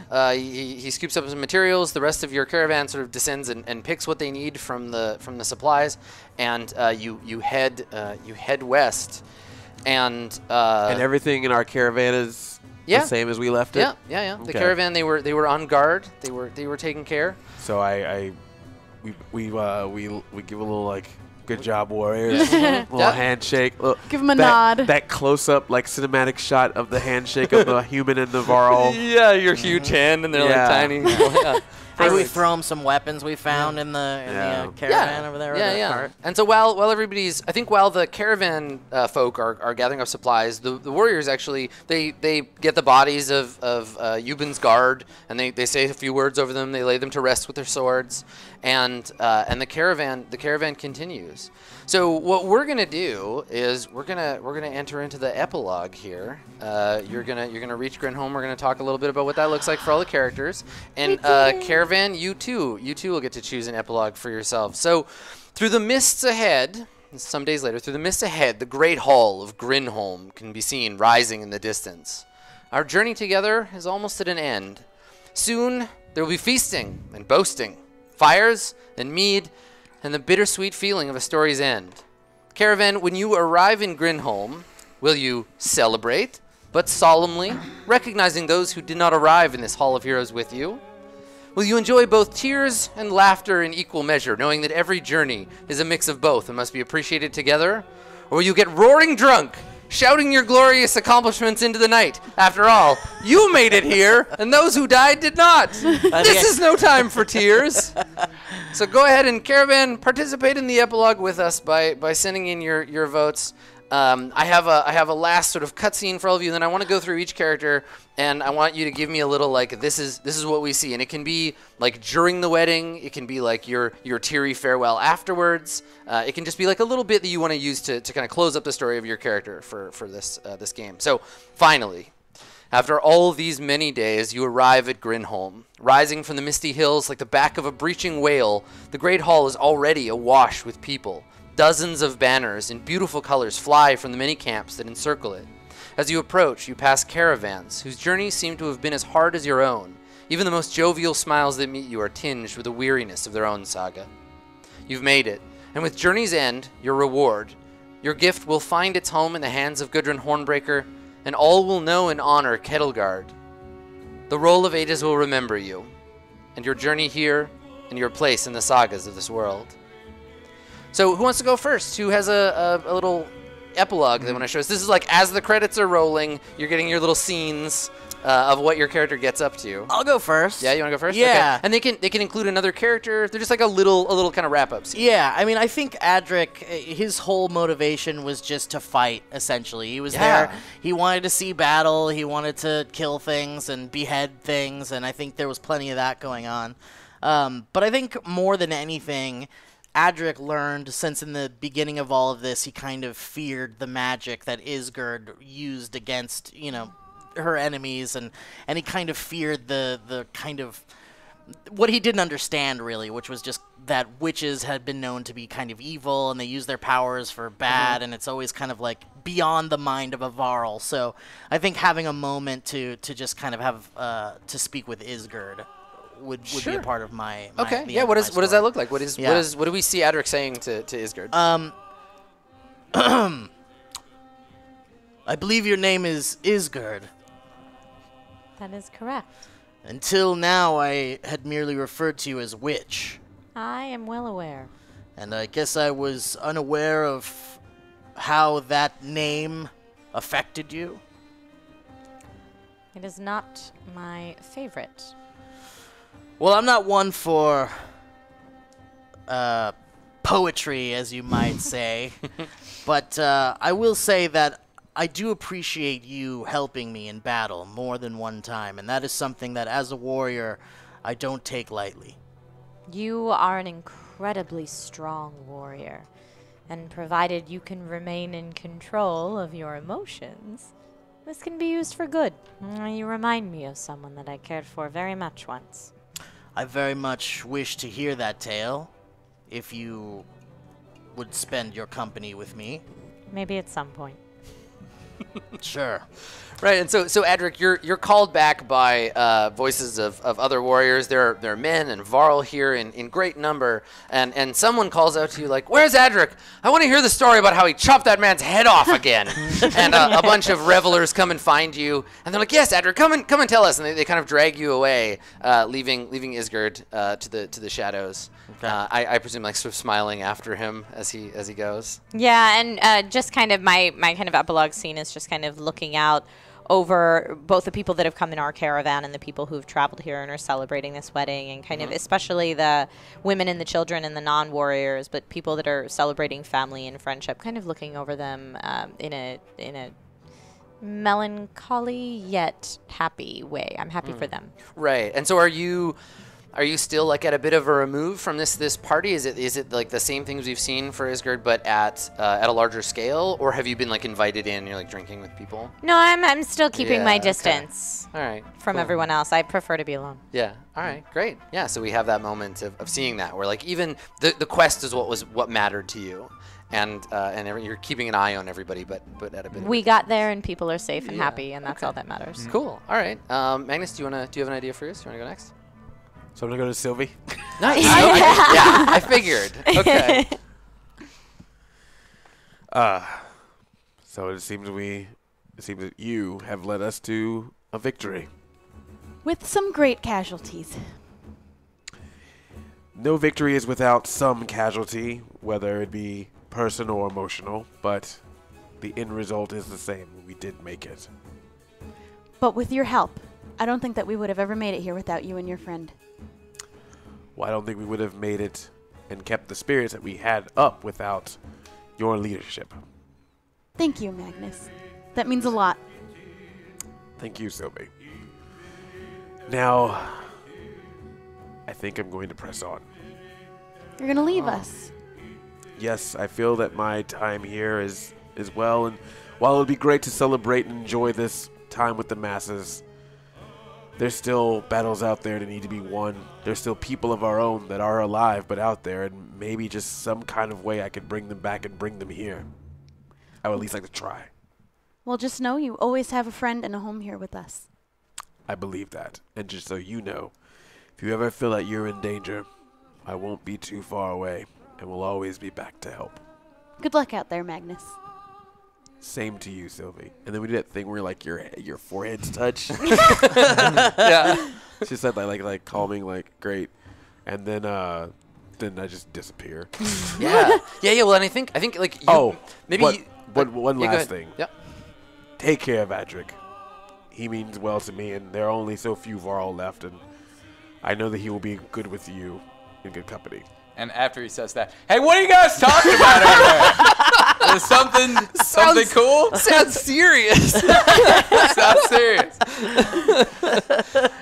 I'm never going to forget you, Torvald. I won't forget you either, Magnus. So Euban tells you he's actually heading north. The Varl King is calling Varl to his service, and Euban was gonna head up there and pledge himself to the Varl King. So you're welcome to travel with him. So maybe at the end of the wedding, you and Euban and maybe a couple of the other Varl set off to the north to go and like serve the king. We do. Yeah, We do. cool. I dig that. Torvald, do you and Bjorn have a a scene? we do have a scene. Gundren, right? Gudrun Hornbreaker. Yeah. Yes. We approach him and say, our true gift to you was the dredge hammer, but there is a second gift, a gift I've concealed even from my closest friends that I've guarded through many dangers. And I produce a small pouch. Okay. These are radish seeds from my uncle's farm. The best radishes you will ever taste in your entire life. If you grow them properly, nothing will exceed them. Her husband to be, this beautiful Skald, he's trying not to laugh. He's like got one hand over his mouth and he's being very polite. And Gudrun smiles at you. She's an older woman, obviously like a great and decorated warrior, and with like just diplomat's poise. Like she takes this gift in both hands, and she says quietly to you, she says, "Thank you, good Torvald. I have heard much of the hardy land of Kettlegard. These must be very special radishes indeed." They are. She thanks you, and she says, "And I understand I have no small thanks to your friend as Bjorn, well." yes. Yeah, and Bjorn kind of does this thing like, "Oh, shucks. We wouldn't have made it without him. Get out of here." And she says, "Well, thank you both. Go. Enjoy the festivities. You're welcome in my hall." Thank you, and enjoy the rest of your wedding. Yeah, and she's literally got like a pile of treasure, like at her feet, like gold goblets and like coins and chests. And she gingerly like takes the bag of seeds and places them like on the pile of treasure and like smiles. And then she turns and her husband, as soon as you leave, like her husband starts laughing and she like swats him like, "Shut up! Like it's just a peasant. Don't make fun." And then I guess the last thing we see is I'm walking kind of back to where Adric is, and I'm like, "Hey, tell him about the time I accidentally told your plans is first. Tell him that." Fade out. Okay. And Sylvie, do you have a last scene that you want to do? Yes. I have decided that I'm going to stay in the company of the young girl who lost her parents. Oh yeah. I've decided I want to sort of like teach her and train her, the same as Totally. I lost my parents when I was a young girl, and all that I ever wanted was to gain the strength to protect others. So now I want to kind of pass that on. That's so good. You're like you're in the hall. You ended up in the hall of the like most famous shield maiden in the world, and now you're like, yeah, and I'm gonna teach you, my little apprentice shield maiden. So there's a little kid with a little shield. He's fighting you with a sword, a wooden sword. Oh, it's so good. I finally feel love it. accomplished, so now I'm gonna Awesome. That's so pass good. it forward. And right before I walk out, I see that happening and just get that. Yeah. And Perfect. then it's like walking away, but then like disappears. Yeah, I love it. So the little scene in the end of you like training this young girl to fight, and I think that we fade to black. But before we end, of course, there's like a post credits, like the last credit rolls, and it's the same hall, but everybody has gone to bed. It's nighttime, and it's dark. There's still the fire burning, and Gudrun's hounds are like sleeping at the foot of her seat, and we see her.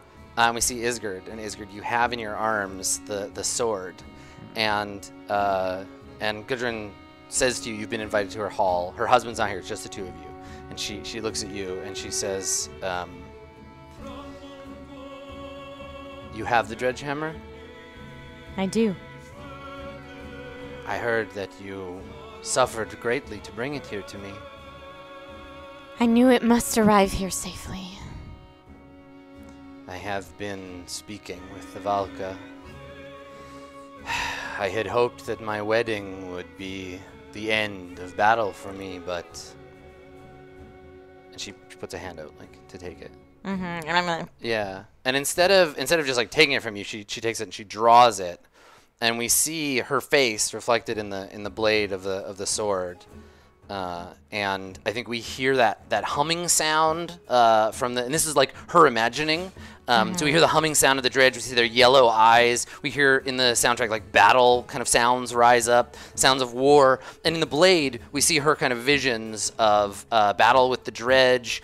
We see a great stone bridge collapsing and an enormous worm rising up out of the ground, and the earth is cracking. And that fades, and she looks at you, and she nods, and sheaths the sword and takes it. And it's not the acknowledgement or receipt of a gift in the way that all of her other presents were, but this is like, you're not done yet, Gudrun. There's more fights to be fought. And she takes it from you and gives you a look you've seen so many times because you're often the bearer of hard news. And she just kind of nods grimly, and then we fade out. And that's it.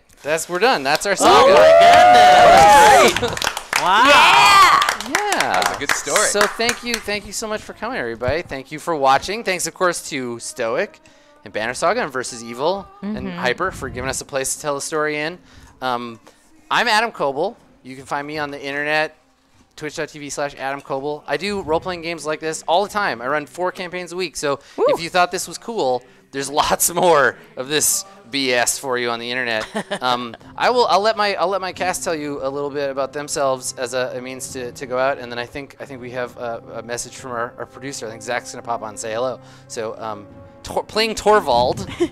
Yes. And then Bjorn the bear was played by a stuffed animal. Well, yes, my faithful It's not companion real? Born. No, Right? No, guys, it was all stage trickery. Yeah. I'm Lasercorn. You can find me at facebook.com/lasercorn or youtube.com/lasercorn or Nerds with Kids, the channel I do with Trisha. Yay. So youtube.com/nerdswithkids. Yay. And I make videos and stuff.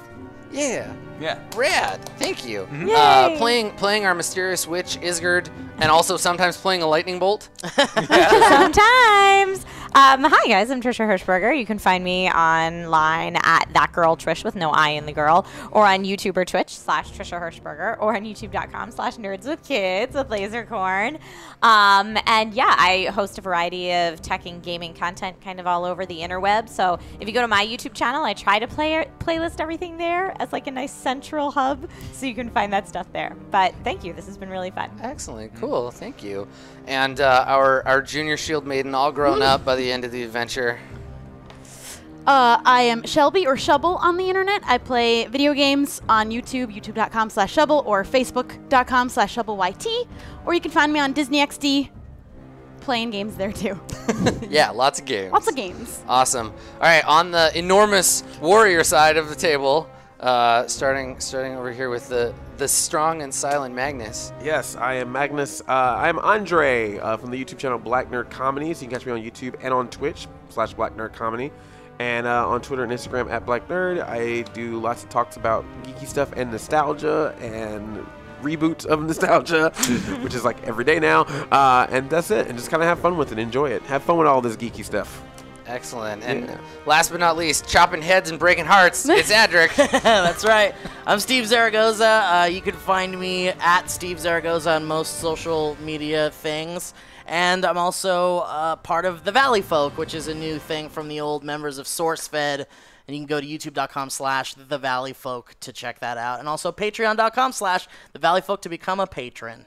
Excellent. Yeah, Cool. Thanks, thank you. everybody. Yeah. If you liked the story we were telling today, check out the Banner Saga. This little 4-part game runs right into the beginning of Banner Saga 1. This is kind of the Rogue One to its New Hope. So definitely check it out. It's got lots of cool tactical gameplay and giants and horseborn and Viking making hard decisions. I liked it enough to make a role-playing game out of it. Yay! And it was awesome. Thank you. Yeah, and I'm going to be going live in just a little bit to play Banner Saga. For those that might be tuning in and wanting to know more about the game, it'll kind of be our last hurrah with it. And this weekend, if you are in the LA area or heading out to Power Morphicon, Andre and I will be there doing all sorts of fun stuff and doing a panel on the Power Rangers RPG that we created and ran on this channel. So if you like RPGs, Hyper RPG all week long, at least one a day. So it's fun. and we it's like, oh god, we build a set and do all this stuff every day for different shows. So it's gonna be really fun. Tomorrow we have Blood Curdling Tales from the Loop, which is using the Tales of Loop system, and then an Edge of the Empire RPG as well. So 2 RPGs tomorrow, and I think we're also doing Coffee and Comics tomorrow. Malika and I will be IRLing from Comic Book Store with a friend, and it'll be a lot of fun. But thank you guys so much. We are gonna go offline and right back up really quick with Banner Saga. So stick around. Thank you all of the cast so much for being here, and for Adam, thank you guys so much. This has been really cool, and it's sad that we only get to do 4, but big shout out to Versus Evil and Stoic for putting this together. You guys are awesome, and thank you for taking a chance on such a cool idea. And you guys should take a chance on their games and go pick them up. You won't regret it. They're absolutely amazing, and it's really cool that a video game decided to do something like this. I agree with this style of marketing. This is great. Yeah, it's very cool to be able to do so this. cool. So yes, thank you. So thank you guys so much. Thanks, we'll be everybody. right back.